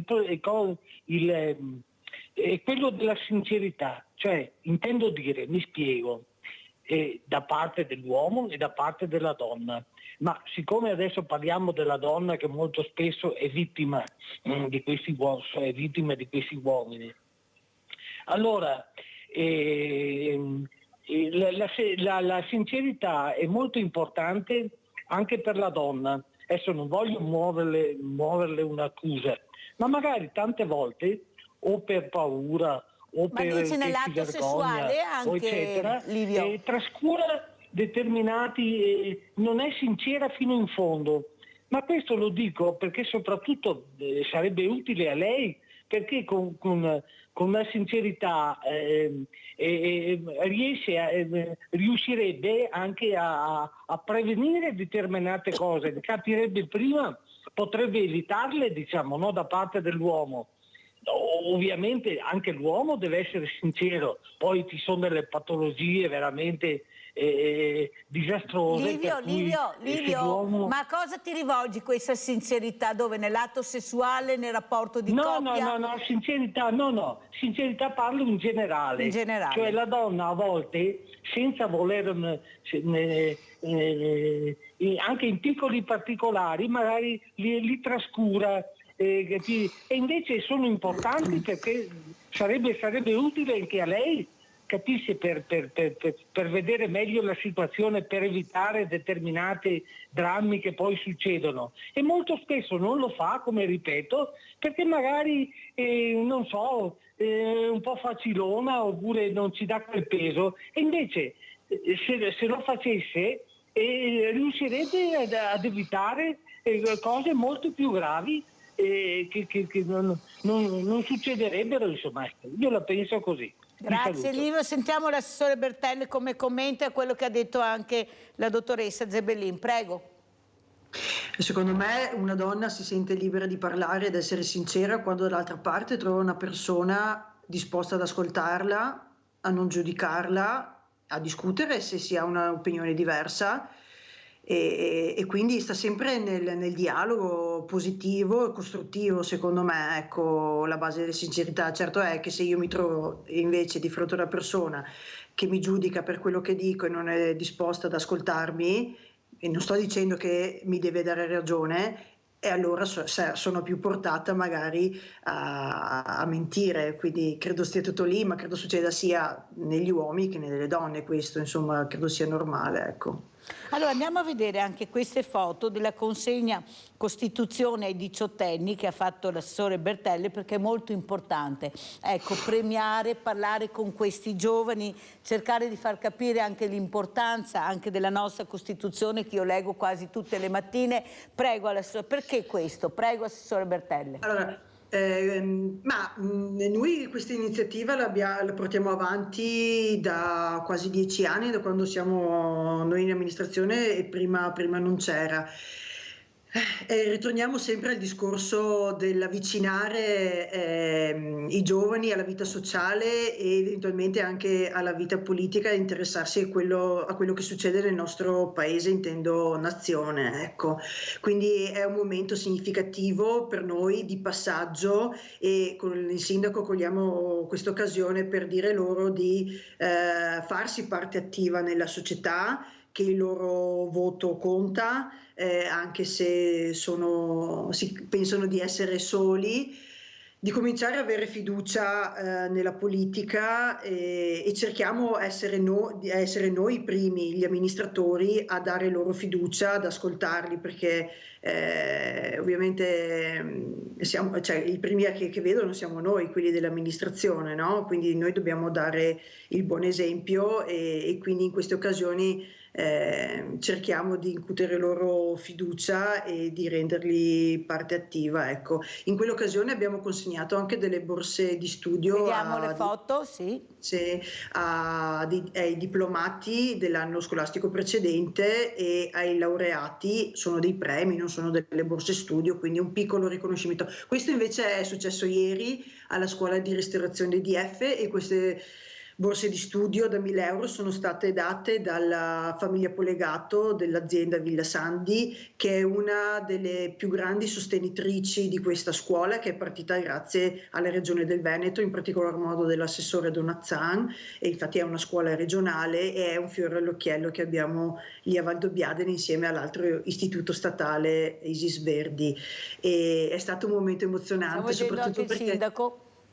Non sono state premiate, questi ragazzi non sono stati premiati per la votazione finale, ma sono stati premiati per l'evoluzione a livello personale e professionale, formativo, dei 3 anni scolastici. E è bello perché poi loro non se l'aspettavano, quindi alcuni sono rimasti proprio stupiti, attoniti. È stato veramente assessore, ma allora è anche giusto investire sui giovani, creare loro delle opportunità, perché ultimamente abbiamo visto molti tagli, lei lo sa perché è in provincia, anzi è anche assessore al sociale, perciò quello che riguarda anche il mio banco alimentare all'interno della provincia, e c'è molta difficoltà, non riescono a iscriversi al mondo dello sport perché costa, le famiglie non ce la fanno, i ragazzi crescono, hanno voglia di sentirsi normali come altri, però se i soldi non ci sono, perciò bisogna investire nei giovani, creare loro delle opportunità. Cosa ne pensa dottoressa Geberin, soprattutto nel mondo dello sport? Io non posso sentire i ragazzi che a 13-14 anni non hanno più voglia di fare sport, è troppo impegnativo, quelli che riescono, gli altri poi non sanno neanche cos'è, molti. Ecco, anche investire sui giovani, sulla scuola e sul mondo sportivo, visto che lo sport nel 2023 è entrato anche nella Costituzione. Prego. Allora, guardi, io come vi ho detto prima ho avuto la fortuna, perché è stato per me un momento bellissimo della mia vita insegnare per quasi 20 anni nel mondo della scuola. Purtroppo esistono ancora materie di serie A, materie di serie B e materie di serie Z, io le dico così. E quindi anche, le dico una banalità, ma anche nel consiglio di classe quando ogni insegnante viene interpellato per parlare di ciascun allievo, prima viene interpellato l'insegnante di italiano, cioè praticamente vengono interpellati gli insegnanti che hanno più ore e poi alla fine io ero sempre l'ultima che veniva interpellata. E io comunque ho sempre combattuto questo dicendo: guardate che io sono l'ultima, però io ho la possibilità di vedere a 360 gradi un allievo, cioè io quando vedo un allievo lo vedo in movimento, non lo vedo solo statico. Voi lo vedete seduto, che ascolta o che lo partecipa e lo interrogate. Io invece lo vedo come si muove, lo vedo la modalità in cui sceglie un compagno di squadra, lo vedo come si comporta nel gestire il gioco di squadra, lo vedo nella leadership, lo vedo se si sente emarginato o no. Quindi lo sport, gli ho detto, guardate che non è di serie Z o di serie B, ma lo sport vi potrebbe, l'attività motoria, se parlate con me, io vi potrei aiutare tantissimo ad entrare in relazione empatica con i vostri allievi, potrei aiutare molto a farvi capire quali sono i lati del suo carattere, perché nell'attività sportiva si vedono molto meglio, ma la fatica di creare questa collaborazione c'è sempre stata. Beh, tanto l'educazione fisica, insomma, ha un'importanza, non va neanche messa nella media dei voti, quindi. E invece bisogna assolutamente ridare una importanza veramente reale di questo tipo di attività. Poi per quel che riguarda l'attività sportiva e motoria, siamo in un momento critico, nel senso che è vero, da un punto di vista economico i fondi diminuiscono, le possibilità economiche diminuiscono, però guardi, io la dico anche questo, i genitori si prendano i figli e li portino fuori anche a conoscere il territorio. Ci sono ragazzi che non sono mai stati in cima a Grappa, ci sono ragazzi che non hanno mai visto il Montello, ci sono ragazzi che non sono mai andati sull'altopiano d'Asiago. Abbiamo difficoltà economiche, ma usciamo assieme, andiamo a camminare sul territorio il sabato, la domenica, andiamo a farci comunque delle passeggiate, abituiamoci a perlomeno stare a contatto con la natura, perché anche rispettare la natura ci insegna a rispettare gli altri. Quindi un invito proprio ai genitori: prendete la macchina e uscite fuori, ma anche senza macchina, andate a camminare, andate a fare delle passeggiate, fate scoprire il territorio ai ragazzi. È anche questo un modo di fare attività anche sportive. Perché dovranno farlo, perché c'è un'obesità che sta preoccupando veramente i pediatri, mi dicono di parlarne, non ne parla nessuno, pochissimo. Astore Bertelli, dovremmo anche capire che forse è il momento di parlare anche a questi genitori, come dice, non sempre serve l'iscrizione in palestra, ma puoi fare anche delle bellissime passeggiate col tuo figlio, invece c'è una pigrizia pazzesca, ma mio figlio non vuole a casa, ma gliel'hai chiesto, l'hai cercato di capire dove vorrebbe andare, cosa vorrebbe fare. Ecco, manca proprio il dialogo e l'ascolto, siamo sempre là, alla fine 1+1 fa sempre 2, dialogo, ascolto. Prego, Assessore. Assolutamente sì, forse è più comodo lasciare il proprio figlio davanti alla televisione che spronarlo ad uscire a fare una passeggiata. Io in questi anni ho sentito diverse persone che mi hanno detto: guarda che lo sport a me ha salvato la vita, ma perché mi ha aiutato ad aprirmi di più con le altre persone, oltre ovviamente ai benefici fisici, ma mi ha fatto anche aprirmi proprio a livello personale e a farmi delle amicizie, cosa che magari prima non avevo. Io devo dire che comunque come provincia di Treviso siamo una provincia che fa molto sport, insomma abbiamo storicamente delle squadre che sono arrivati a livelli nazionali con ottimi risultati, quindi secondo me è una provincia che fa molto sport e che si dedica molto allo sport. E abbiamo anche licei con questo indirizzo. Dal prossimo anno scolastico anche la scuola media di Valdobbiadene avrà un indirizzo sportivo, quindi credo che nel nostro territorio si sia capito che lo sport è fondamentale. Abbiamo Sandra da Padova, veloce Sandra, perché sono in chiusura, vai. Ciao Mirella. Ciao. E buongiorno agli ospiti. Mi trovo d'accordo con tutte e due i tuoi ospiti. Ai miei tempi, dico 2 minuti, ai miei tempi io quando facevo l'avviamento commerciale, al di là dell'ora di ginnastica che c'era a scuola, però vedevano subito la insegnante di ginnastica se uno era portato, non so, per il salto in alto, per la ginnastica libera, per la pallacanestro. Poi c'era sempre qualcuno, magari chi lavorava, qualche ragazzo o chi studiava, che una volta alla settimana ti faceva lezione di quello che tu eri portato. Io ho fatto anche pallacanestro, non ero alta, però era la squadra, le gare che poi ti incitavano, quando facevi il canestro ti sentivi un re, che ti applaudivano, cioè anche l'orgoglio di fare determinate cose. Adesso è chiaro, un po' i social, un po' tutto un insieme di fattori preferiscono stare col telefonino, lo sappiamo, e invece dovrebbero essere i genitori. Una volta i genitori miei non è che si preoccupavano tanto, parliamoci chiaro, però adesso sono cambiati gli anni e certi genitori dovrebbero spronare. Poi è chiaro, se tu vuoi fare, cavallo, la cavallerizza, è chiaro che c'è un costo, questo lo so, se vuoi fare però il calcetto, il calcio sono cose che non paghi cifre astronomiche. Io ho un maschio, adesso è grande, però mi ricordo portavo a calcio e lavoravo io, non è che non lavoravo, però magari fra mamme ci si aiutava, chi aveva il pomeriggio libero, chi non l'aveva. Cioè ci deve essere forse delle riunioni a scuola con genitori insegnanti e spiegare, secondo il mio punto di vista, io non sono un insegnante, e spiegare quanto è importante lo sport, non solo per la salute, ma anche per il movimento, per l'aggregazione, come diceva la dottoressa Zerbellin, cioè il fatto di stare insieme, di la competizione, di non essere emarginato, perché anche quello è un modo per non essere emarginati. Grazie Sandra, devo chiudere perché sennò non ce la faccio. Un saluto, grazie. Grazie veramente. Allora ricordo questo libro molto importante, Lo scrigno segreto, tutto quello che devi sapere sul tuo pavimento pelvico. Leggete. Assessore Bertelli, ecco, organizzi qualcosa con la dottoressa Zerbellin, perché abbiamo bisogno di parlare, di ascoltare, di dialogare con questi giovani. Allora, come ci saluta, dottoressa?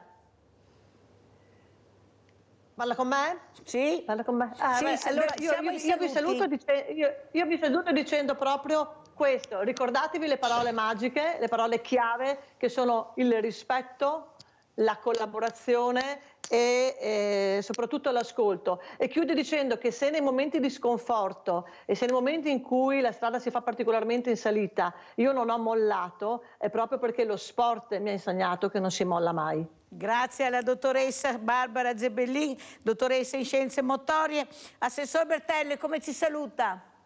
No, io ti ringrazio e ringrazio anche la dottoressa per avermi dato l'opportunità di parlare di questi argomenti che mi piacciono tantissimo e speravo proprio che si parlasse di questo, quindi grazie per l'opportunità e spero che possa essere d'aiuto questa discussione a chi ci ha ascoltato. Grazie all'assessora Martina Bertelli, assessore comune di Valdobbiadene, vicepresidente provincia di Treviso. Grazie.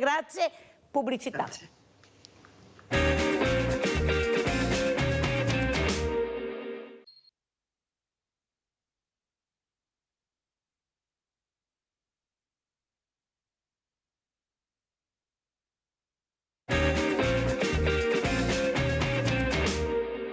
Quello che chiederemmo a tutte le consigliere e consiglieri che non hanno votato il nostro testo, la domanda è: scusate, ma per voi quanto tempo deve passare prima di rispondere a un malato magari terminale con sofferenza insopportabile? Quanto tempo deve lasciar passare la ASL per dare una risposta? Perché se voi sottointendete la parola mai non è possibile, perché c'è il dovere da parte del Servizio Sanitario Nazionale e regionale di rispondere. Se voi rispondete mai, vi troverete una esposto denuncia, magari del malato, magari con l'aiuto di Filomena Gallo, perché questo diritto sia rispettato. Marco Cappato in una conferenza stampa online convocata dopo il voto del Consiglio regionale Veneto contro la proposta di legge popolare sul fine vita mette in chiaro la questione. La proposta di legge chiedeva tempi certi, 27 giorni, perché la richiesta di un malato venga presa in esame dall'ASL. Resta a prescindere dal voto del Consiglio regionale dunque la possibilità, così come stabilito da una sentenza della Corte Costituzionale del 2019. Secondo l'associazione Luca Coscioni, la tempistica richiesta nella proposta di legge era adatta per esaminare la richiesta di un paziente malato. 20 giorni significa un termine idoneo, nessuno chiede verifiche superficiali, nessuno chiede un procedimento abbreviato, frettoloso, ma verifiche che facciano effettivamente chiarezza se quella persona ha i requisiti indicati dalla Corte. Ora la proposta di legge popolare viene rinviata in commissione. Per l'associazione Luca Coscioni, in attesa di una legge, la Giunta potrebbe stabilire con una delibera le procedure per fornire tempi certi nelle risposte alle persone malate. Dopo il Veneto, la lotta dell'associazione Luca Coscioni continua e domani verranno inoltre depositate le firme anche in Lombardia. Intanto in Veneto i comitati continuano nella loro campagna di informazione. Ripartiremo da dove non ci siamo mai fermati, cioè dando informazioni su tutti quelli che sono i diritti nel fine vita, proprio anche sulle cure palliative, che tanto ieri sono state citate come una misura opposta alla richiesta di accesso all'aiuto medico alla morte volontaria. Le cure palliative non sono questo, e l'associazione Luca Coscioni, anche tramite il servizio del numero bianco, con i volontari anche del comitato promotore, da anni che dà informazione proprio sulle cure palliative. Mi chiedo se lo stesso faccia anche la nostra classe politica. Ed è un onore per me avere ospite questa mattina Mina Welby, collegata con noi da Roma, copresidente Associazione Luca Coscioni. Veramente grazie, ma grazie di cuore, perché abbiamo bisogno di capire, di confrontarci. Manca proprio questo dialogo, ascolto, Mina Welby, da parte di chi dovrebbe ascoltare, chi dovrebbe dialogare con le persone che soffrono, che vivono questo dolore, che sanno di cosa parlano. Ecco, per lei cosa vuol dire questo no che è arrivato dalla Regione Veneto? Prego, Mina Welby. Buongiorno a tutti, e sono veramente molto felice di vedervi e di stare con voi. Grazie. Grazie. Allora, questo no che è arrivato dalla Regione ieri, purtroppo, che ha impedito di fare un passo in avanti molto importante per le persone veramente che soffrono, che hanno deciso di dire basta, di essere ascoltate. Ecco, come l'ha letto? Prego, Welby. Allora, non è stato cancellato nulla, perché la Corte Costituzionale, quello che ha detto nel 2019 con la sua sentenza 242, rimane valido non solo per il Veneto, ma per tutta l'Italia, per tutte le regioni. Quindi io credo che bisogna adesso veramente integrare insieme a tutti, studiare che cosa fare, come approcciarsi al malato, a quello che lui chiede, di non soffrire più, vedere con le cure palliative che sono non una cosa contro la morte, assolutamente no, perché le cure palliative prima di tutto tolgono sofferenza, aiutano a pensare, a avvicinarsi con più apertura e con più facilità all'ultimo giorno, all'ultima ora, all'ultimo minuto, e senza soffrire. Questo è una cosa molto importante. Quello che però la legge vuole è la possibilità al malato che non ce la fa veramente più e non ci sono più altri aiuti, dove i medici devono poi riunirsi e ascoltare la sua richiesta e valutare quello che c'è da fare e come farlo, insieme al comitato etico, dove il comitato etico dà poi il suo ok e si avvicina al malato, lo include in quello che lui vuole e si include in quello che non c'è altro da fare. Quindi la morte libera e volontaria sua.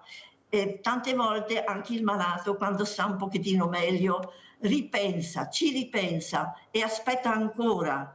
Ecco, io qui faccio l'esempio di Stefano Geller, che lui è contentissimo di avere avuto l'ok, ma ancora non ha il bisogno di morire, però sta tranquillo. Questa è una delle cose, ma non siamo tutti uguali. Non siamo tutti uguali. Ecco, e l'ha spiegato anche molto bene, tanto è vero che chi decide di fare questo deve andare in Svizzera, se ha la possibilità di pagare 8.000, 10.000 euro e finalmente può dire sì. Ecco, anche questa Serie A e Serie B. Saluto anche padre Federico Lauretta, parroco della Basilica di Santa Giustina di Padova, per capire, ecco, la posizione, una posizione importante e fondamentale. Stiamo parlando di sofferenza e io ho avuto dei parroci che hanno detto: ma Mirella, la vita è un dono di Dio, ma nel momento che mi dà questo dono, il dono mio, e lo dispongo come voglio. Cosa ci dice padre Lauretta? Lei proprio che in questo periodo ha avuto una morte terribile, perché parliamo di vita, parliamo di morte di persone, di questa bambina che veramente aveva tutto il diritto di vivere. Prego padre Lauretta. Sì, lunedì ne avrò un'altra di una bambina che purtroppo era nel seno della mamma e purtroppo è morta a pochi giorni dal momento in cui doveva venire al mondo, quindi lunedì purtroppo me ne è capitata un'altra. È un argomento molto delicato, per cui io non mi sento neanche molto autorizzato da un certo punto di vista, nel senso che sono posizioni queste che ovviamente competono più ai nostri vescovi, fondamentalmente darci un po' indicazioni e direttive. Certo, la vita è un dono di Dio e la vita però ha anche una sua dignità. Che cosa vuol dire? Non possiamo ridurre la vita al solo fattore, chiamiamolo semplicemente biologico. Ecco, per cui anche la Chiesa, insomma, si è espressa con una certa perplessità su quello che noi chiamiamo l'accanimento terapeutico.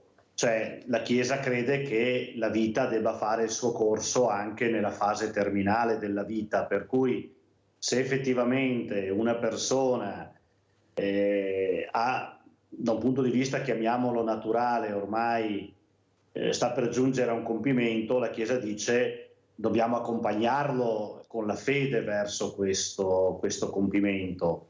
Ecco, ci sono i comitati di bioetica anche all'interno della Chiesa. Qui a Padova abbiamo la Fondazione Lanza che si occupa di questa tematica. Ecco, però noi almeno cerchiamo di evitare di entrare nelle polemiche un po' politiche su questa cosa, perché è un argomento molto delicato che richiede anche una certa specializzazione, ecco, non soltanto teologica, ma anche e soprattutto medica. E ha fatto bene a spiegarlo. Come commenta Mina Welby le parole di padre Federico Lauretta? Ecco, parole anche di buon senso, prego. Io vorrei sottolineare le parole del nostro Don Parroco con le parole di Papa Francesco. E sono parole che lui ha detto in un meeting regionale europeo della World Medical Association sulle questioni del cosiddetto fine vita, appunto. E cito questo: oggi è anche possibile protrarre la vita in condizioni che in passato non si potevano neanche immaginare. Gli interventi sul corpo umano diventano sempre più efficaci, ma non sempre sono risolutivi. Possono sostenere funzioni biologiche divenute insufficienti o addirittura sostituirle, ma questo non equivale a promuovere la salute. Occorre quindi un supplemento di saggezza, perché oggi è più insidiosa la tentazione di insistere con trattamenti che producono potenti effetti sul corpo, ma talora non giovano al bene integrale della persona.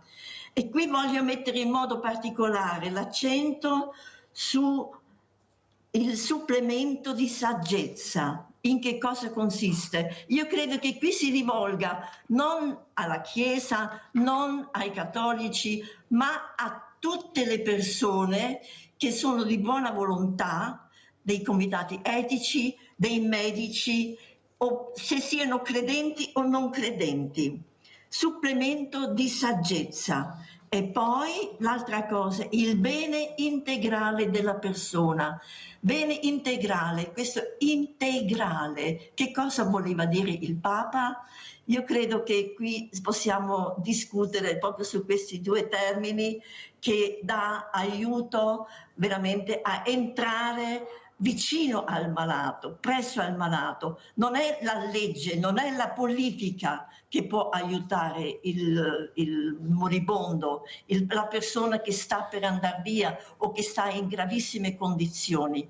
Ecco, io questo voglio buttare qui a voi. E ha fatto bene a leggerlo, perché Mina Welby, io penso che se non ci fosse questo Papa dovremmo inventarlo, perché è un Papa che conosce la sofferenza, è un Papa che ha vissuto la sofferenza, è un Papa che con grande fatica sta cercando di cambiare anche la Chiesa, una nuova Chiesa, un orizzonte diverso, lo dicono le parole che lei ha appena letto, però padre Federico Lauretta l'ha spiegato molto bene.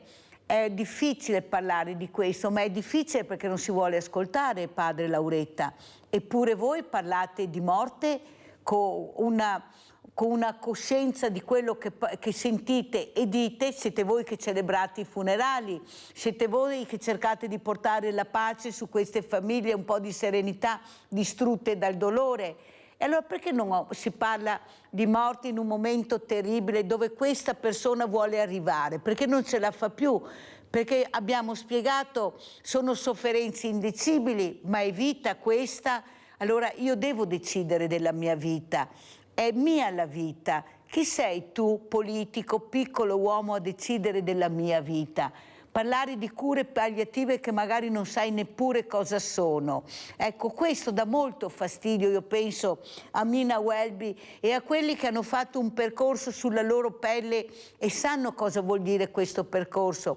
Io ho intervistato, padre Lauretta, un uomo anche giovane, malato di SLA, che ha voluto lasciare un messaggio alla famiglia, a sua figlia, a sua moglie, che non accettavano questa morte, che non volevano sentir parlare, e lui mi ha chiamato, io l'ho intervistato e ha detto: questa per me non è vita, io ero un uomo forte, giocavo a rugby, avevo amicizie, avevo tutto, guarda Mirella come sono adesso, ho questo corpo dentro una tomba e la mente lucida, ma come faccio a resistere, a vivere? Ma i dolori stanno arrivando. Ecco padre, queste persone che fanno questi percorsi, non sarebbe utile che decidesse la famiglia, il comitato etico, i medici e la persona? Perché la politica deve entrare in questo? Perché poi alla fine la politica che schiaccia questo maledetto bottone nella stanza dei bottoni che dice sì, dice no. Prego padre, poi sentiamo anche Mina Welby.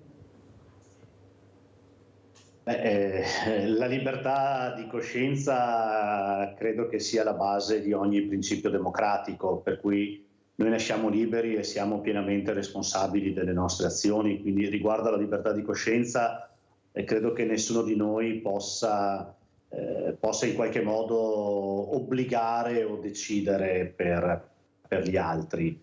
Ecco, noi diciamo come Chiesa cerchiamo di dare anche degli orizzonti, di accompagnare. Il nostro compito non è quello di decidere, è quello di accompagnare anche una persona che vive, che affronta la sofferenza, accompagnarlo proprio in questo cammino. Però poi alla fine la decisione finale spetta a lui, perché ognuno di noi è responsabile della sua vita.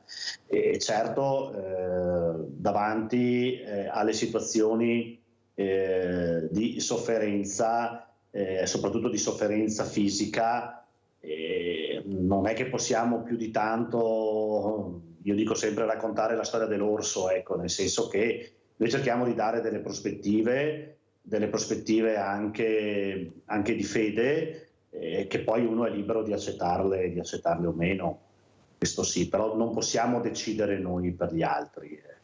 La libertà di coscienza è anche un dogma di fede, quindi stabilito addirittura dal Consiglio di Trento. Ecco, quindi, grazie padre Lauretta per queste parole molto importanti, faranno piacere anche a Mina Welby, questa donna che ha accompagnato questo uomo, questo marito in un percorso difficile dove lui chiedeva questo e sta continuando a portare avanti questa battaglia. Mina Welby, quanto importante è conoscere, capire cos'è la sofferenza, perché quando una persona decide di dire basta vuol dire che veramente non ne può più, ma chi è che direbbe no alla vita? Vuol dire che in quel momento veramente ho deciso che non c'è più niente da fare e io non voglio più soffrire e devo essere capito, devo essere ascoltato. Prego Mina Welby. Sì, grazie. Ringrazio prima di tutto a Don Lauretta perché per me è un grande sostegno. Allora, io accanto a mio marito mi sento ancora oggi colpevole per non aver recepito prima nel mio profondo la sua volontà di terminare. Pier Giorgio ha potuto essere sedato e lasciato morire. Lui è morto con la sedazione profonda. Quindi non era eutanasia, non era la morte volontaria assistita, nel senso che gli veniva somministrato un farmaco letale. Quindi lui è morto in sedazione profonda e questo è previsto anche dalla legge 219. Quindi molte persone in questo senso possono scegliere questo. Ma io voglio dare anche un altro esempio di quello che ho fatto quando ho accompagnato in Svizzera un malato che in Italia non avrebbe potuto avere la morte assistita. Era Davide Trentini. Ecco, io l'ho fatto in una settimana santa e io ho espresso questo. Per me è stato perché qualcuno mi ha detto ma tu hai fatto una cosa molto grave. Sì, io ho fatto una cosa molto grave, però io l'ho fatto veramente perché lo sentivo dentro che dovevo aiutare. Per me era un obbligo da cristiana di accompagnarlo lì dove lui poteva morire perché non ce la faceva veramente più. Ecco, queste sono due cose molto differenti, ma io voglio dire che non mi sento assolutamente colpevole di aver accompagnato Davide Trentini, di averlo lasciato nelle mani di un medico che gli ha preparato il dosaggio letale e lui se l'è autosomministrato. Sono due morti molto differenti, ma io sono sicura che il buon Dio non me lo conterà come un peccato. Io questo lo spero, perché ho detto che quella settimana era talmente santa dove ho accompagnato qualcuno in grande sofferenza e se ci penso ancora oggi mi sento molto triste che è dovuto succedere così. Davide aveva prima avuto le cure palliative, ma poi non c'era più posto.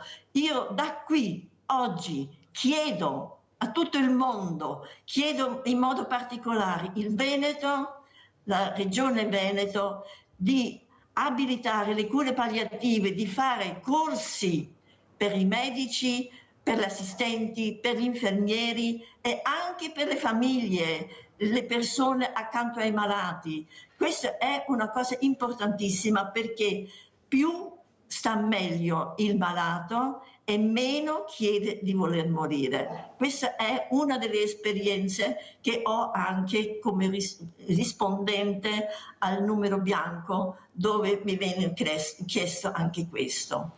La ringrazio veramente Mina Welby per questa spiegazione fondamentale, importante. Io ci credo in Dio, so che arriverò alla sua soglia e sono sicura che non mi condannerà, perché io sono nel mio profondo convinta di aver fatto una buona cosa, è quella che voleva Trentini. Abbiamo Nadia da Treviso, vai Nadia. Ciao Mirella, buongiorno ai tuoi ospiti. Complimenti alla signora come ha spiegato e come dovrebbe essere. Poca gente che parla, poca. non tanto bla bla bla bla, che ormai andiamo in confusione. Ci dovrebbero essere delle persone come la signora e spiegare cosa andiamo incontro, cosa dobbiamo fare, perché se tutti parlano, tutti dicono la sua, però non veniamo a capo di niente. Grazie, arrivederci e buona giornata. Allora, Mina Welby, come sente, a casa sono molto attenti alle parole, alle spiegazioni. È questo l'importanza. L'importanza è di capire, ma tu riesci a capire quando dialoghi con persone che sanno, che sono competenti, che hanno vissuto. Non si può parlare di cure palliative da persone che non sanno veramente cosa sono o poco, oppure che non abbiamo queste strutture, queste persone, ecco, questa preparazione.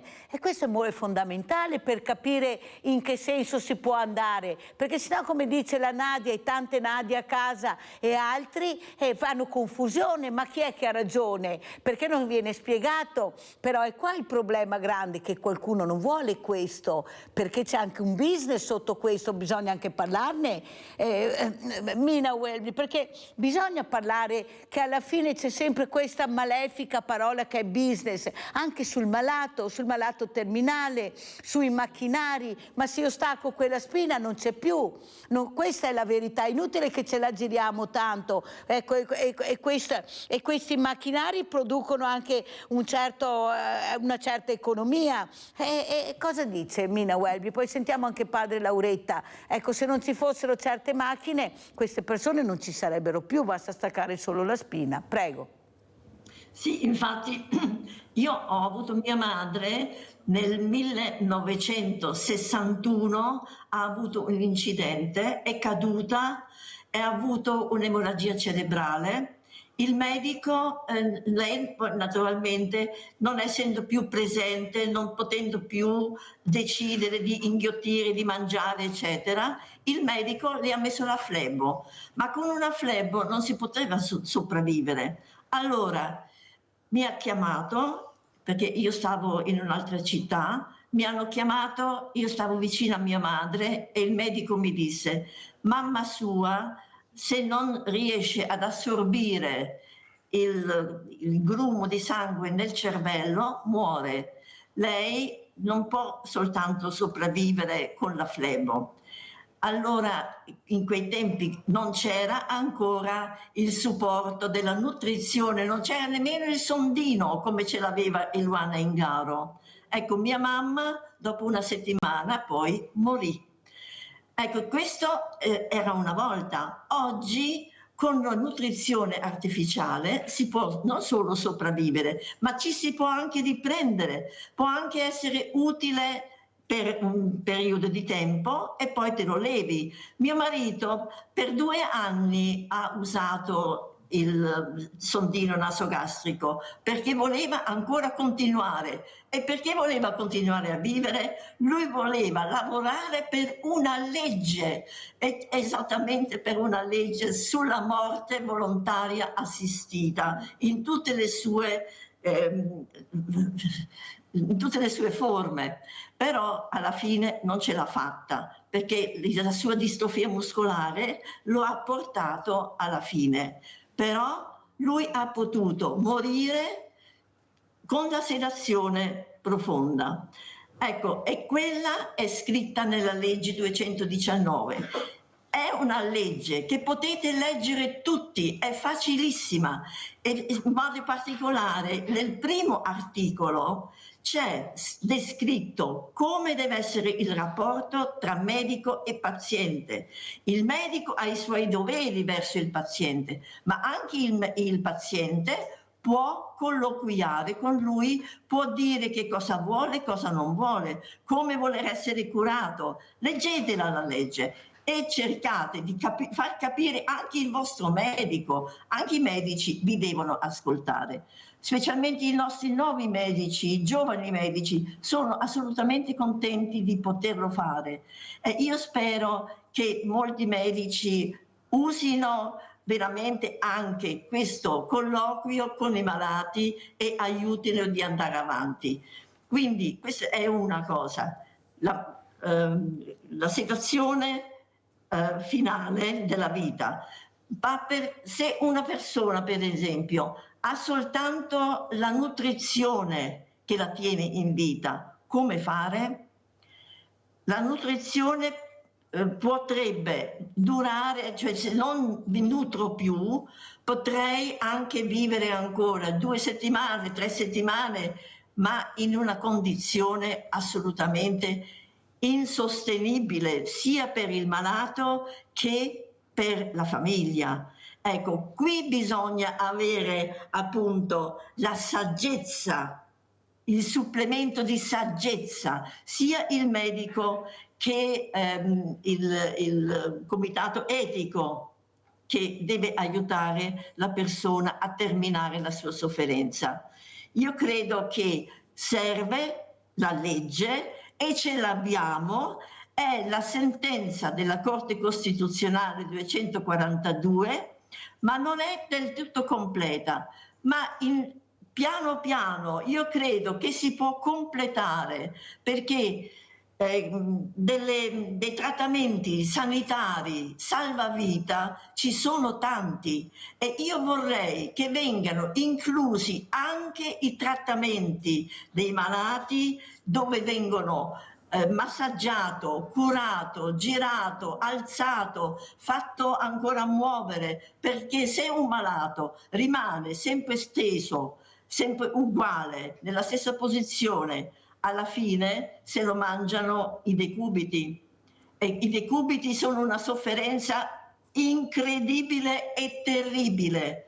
Io credo che piano piano possiamo arrivare anche ad allargare questa sentenza della Corte Costituzionale e lo possiamo fare, credo, anche con i comitati etici, veramente vicino a noi cittadini, e noi cittadini possiamo chiedere questo a tutti i medici, a tutti quelli che sono nel Comitato Nazionale di Bioetica, nei comitati etici delle ASL, eccetera, eccetera. Ecco, io credo di aver detto tutto quello che è possibile e immaginabile. L'ha spiegato anche molto bene, tanto è vero che è stata anche apprezzata a casa, perché nella confusione finalmente riusciamo a capire qualcosa e la ringrazio, Mina Welby. Abbiamo Giusy in linea, vai Giusy. Ciao Mirella, buongiorno ai tuoi ospiti. Intanto faccio i complimenti alla eroica mamma Welby, perché una mamma prima di agire così insomma, ha dovuto pensare molto tempo, molti anni per dare la morte al suo figlio. Alla moglie, sì, scusa. E ha pensato molti anni prima di dare un giudizio a questa cosa, però è stata eroica per la sofferenza di suo marito, signora Welby. E come ti ho detto, Mirella, che un mio amico non l'ha portata né in Svizzera, non ha speso 10.000 euro, ma c'è la sedazione perché l'ha voluta lei, l'ha voluta sua moglie, la sedazione, è morta tranquilla. Ma perché si deve fare tutto questo casino per la Svizzera, per i soldi, ma se uno soffre talmente tanto da anni che non ce la fa più, perché la morfina non fa più niente, dovrebbero pensare a questo questi parlamentari, di fare questa legge. Forse c'è già la legge, quella della sedazione, ma non si può portarli destra e sinistra a spendere migliaia di euro. Questo intendo dire io. Se io voglio morire e basta. Inutile che il governo, ma qua, ma là, la destra e la sinistra, stanno soffrendo queste persone. Vi ringrazio. Allora, quello che è importante, grazie Giusy, padre Federico Lauretta, è capire, conoscere il pensiero, capire e iniziare a parlare della sofferenza, perché qui stiamo parlando di sofferenza, persone che cambiano completamente, sono irriconoscibili, diventano irriconoscibili. Ieri ha chiamato Mamma Iole, dove da 21 anni, Mina Welby, lo dico anche a padre Lauretta, accompagna questo figlio che dopo un incidente è a letto che vegeta, però non hai supporti, perché è facile parlare a parole, dare in trasmissione, dire cure palliative, aiutiamo la vita. Sì, ma come ha spiegato Mina Welby, tu devi darmi anche le strutture, gli operatori, devo essere informata, capire, ma se non ho questo, manca addirittura il materasso, perché Iole non può prendere il materasso, non ce la fa, non ha la disponibilità. Tanto è vero, ho detto Iole non ti preoccupare, ma allora di cosa stiamo parlando? Perché è facile parlare, come abbiamo sentito ieri, i politici, cure palliative, ma sai cosa sono le cure palliative? E le offri? C'è la possibilità di averle? Prego padre Lauretta, e grazie per le parole che ha detto, che hanno fatto piacere anche a Mina Welby, prego. Vabbè, concordo pienamente,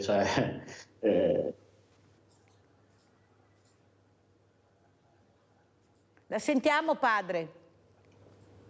Si è bloccato? Allora andiamo a vedere questi video che ha mandato Mina Welby, fine vita casi. Andiamo a vedere, poi continuiamo con padre Federico Lauretta.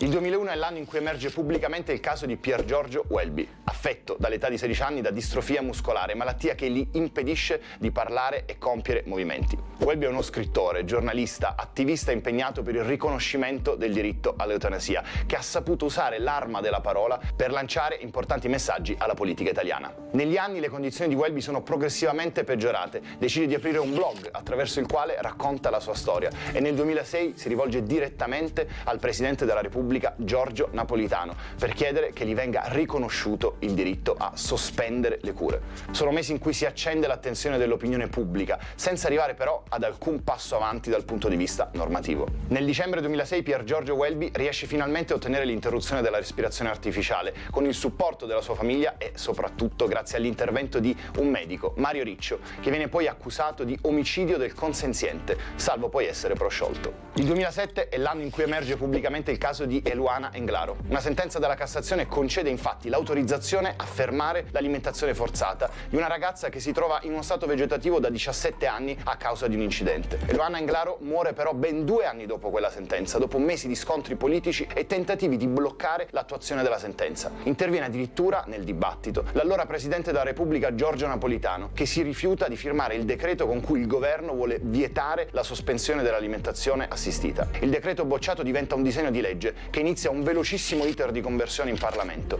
Il testo però non vede mai la luce perché il 7 febbraio del 2009, nel pieno della discussione al Senato, arriva la notizia della morte di Eluana, avvenuta in una struttura sanitaria in Friuli, dopo che la Lombardia si era rifiutata di procedere nelle proprie strutture regionali. Dopo anni di silenzio seguiti al caso di Eluana Englaro, nel 2013 viene depositata una proposta di legge popolare per legalizzare l'eutanasia. Il dibattito vero inizia nel 2016, ma la proposta cade nel vuoto. Nel 2017 arriva un nuovo caso mediatico, quello di Fabiano Antoniani, DJ Fabo, che dal 2014 è cieco e tetraplegico. DJ Fabo decide di andare in Svizzera, dove riesce a ottenere il suicidio assistito. Ad accompagnarlo in Svizzera è Marco Cappato, che rientrato in Italia si autodenuncia e viene processato per istigazione e aiuto al suicidio. Nel 2018 la Consulta sospende la decisione sul caso e chiede al Parlamento di legiferare entro un anno per colmare il vuoto normativo. Passano mesi in cui vengono presentate ben 6 proposte di legge, ma nessun testo viene mai neanche discusso. Il 24 settembre del 2019 la Corte Costituzionale decide di dichiarare non punibile l'aiuto al suicidio di un paziente tenuto in vita da trattamenti di sostegno vitale e affetto da una patologia irreversibile, e Marco Cappato viene assolto dall'accusa perché il fatto non sussiste. Il caso di DJ Fabo imprime una forte spinta al Parlamento, che riesce ad approvare la prima vera legge che regola il fine vita, il testamento biologico, con cui si riconosce il diritto di ogni persona a dare indicazione sull'interruzione delle terapie vitali in caso di futura incapacità di decidere. Ad oggi il fine vita in Italia è regolato in modo complesso e con differenze di trattamento. È infatti possibile, secondo la legge sul testamento biologico del 2017, decidere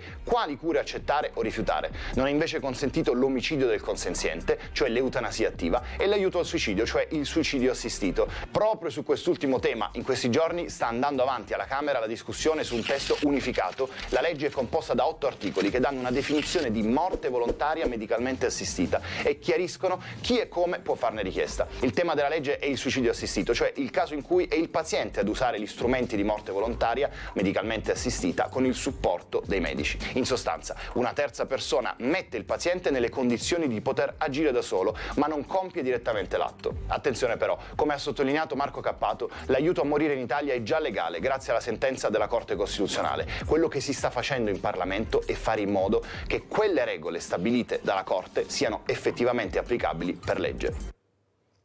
Qua cade il pero. Grazie, abbiamo sentito veramente questa importante spiegazione. Allora, padre Federico Lauretta, come ci saluta? Mi devo scusare per prima, ma si era interrotta la linea perché avevo la connessione un po' andante, come si dice. No, volevo dire una cosa rispetto alla domanda che mi avevi fatto prima, Mirella. Ovvero, dobbiamo veramente impegnarci, per creare, formare, attivare le strutture che possano accompagnare le persone che soffrono, perché sono d'accordo anch'io che parlare non serve a molto, ma bisogna stare vicini alle persone che soffrono, sempre nel rispetto delle loro libertà, e sempre nel rispetto anche delle loro famiglie, delle persone che gli sono accanto. E quindi anch'io ringrazio che su questi argomenti ogni tanto c'è un po' di confusione e invece mancherebbero quelle linee chiare. Pur però mantenendo sempre la distinzione che prima ovviamente la signora Welby ha fatto, di stare attenti a non confondere l'accompagnare una persona verso quello che è la fine della vita con l'accelerare la fine della vita. Ecco, lei ha spiegato bene la differenza tra l'eutanasia e che chiamiamo fine vita, perché l'eutanasia è voler anticipare, cioè voler in qualche modo accelerare senza prima magari aver cercato, possiamo dire, qualche alternativa. Però se abbiamo provato e abbiamo visto che ormai quella persona, nonostante le cure, nonostante tante attenzioni, però la sua situazione è una situazione che ormai pian pianino la porterà verso un fine vita, possiamo dire naturale, non ha assolutamente, anche secondo me. Grazie padre Federico, devo correre purtroppo perché sono in chiusura. Voglio salutare anche Mina Welby, dire grazie veramente per questo collegamento. Come ci saluta Mina Welby? Cosa vuole dire come ultimo saluto? Io vi ringrazio moltissimo la vostra trasmissione, ma voglio dire a tutti: state vicine alle persone che sono in sofferenza. Ogni sorriso che date lo fa star meglio, è un accompagnamento per la fine. E una volta noi andiamo tutti in una vita migliore. Chi ci crede in qualche maniera, chi non ci crede lo darà lo stesso. Grazie. Grazie a Mina Welby, soprattutto grazie per aver capito l'importanza di continuare queste battaglie, perché ci sono le leggi, ma se non le applichiamo è là il grande problema. C'è la Costituzione, è chiara, ma non viene applicata o viene applicata in maniera diversa. Io non devo essere fortunato a vivere in quella regione o in un'altra regione, io devo avere il diritto che mi aspetta, che lo dicono le leggi, che lo dice la Costituzione. È questo il grande dramma che viviamo noi, perché all'interno sono intrufolati qualche politicante non politico che è diverso dal politico. Il politico deve legiferare per il bene del popolo, per il bene del paese, e questo è quello che noi pretendiamo di avere. Grazie a padre Federico Lauretta e ancora grazie a Mina Welby, che spero ritorni con noi a spiegare ancora una volta, perché sono ancora convinta che la confusione è ancora grande, purtroppo. Grazie, buona giornata, la posta di Mirella.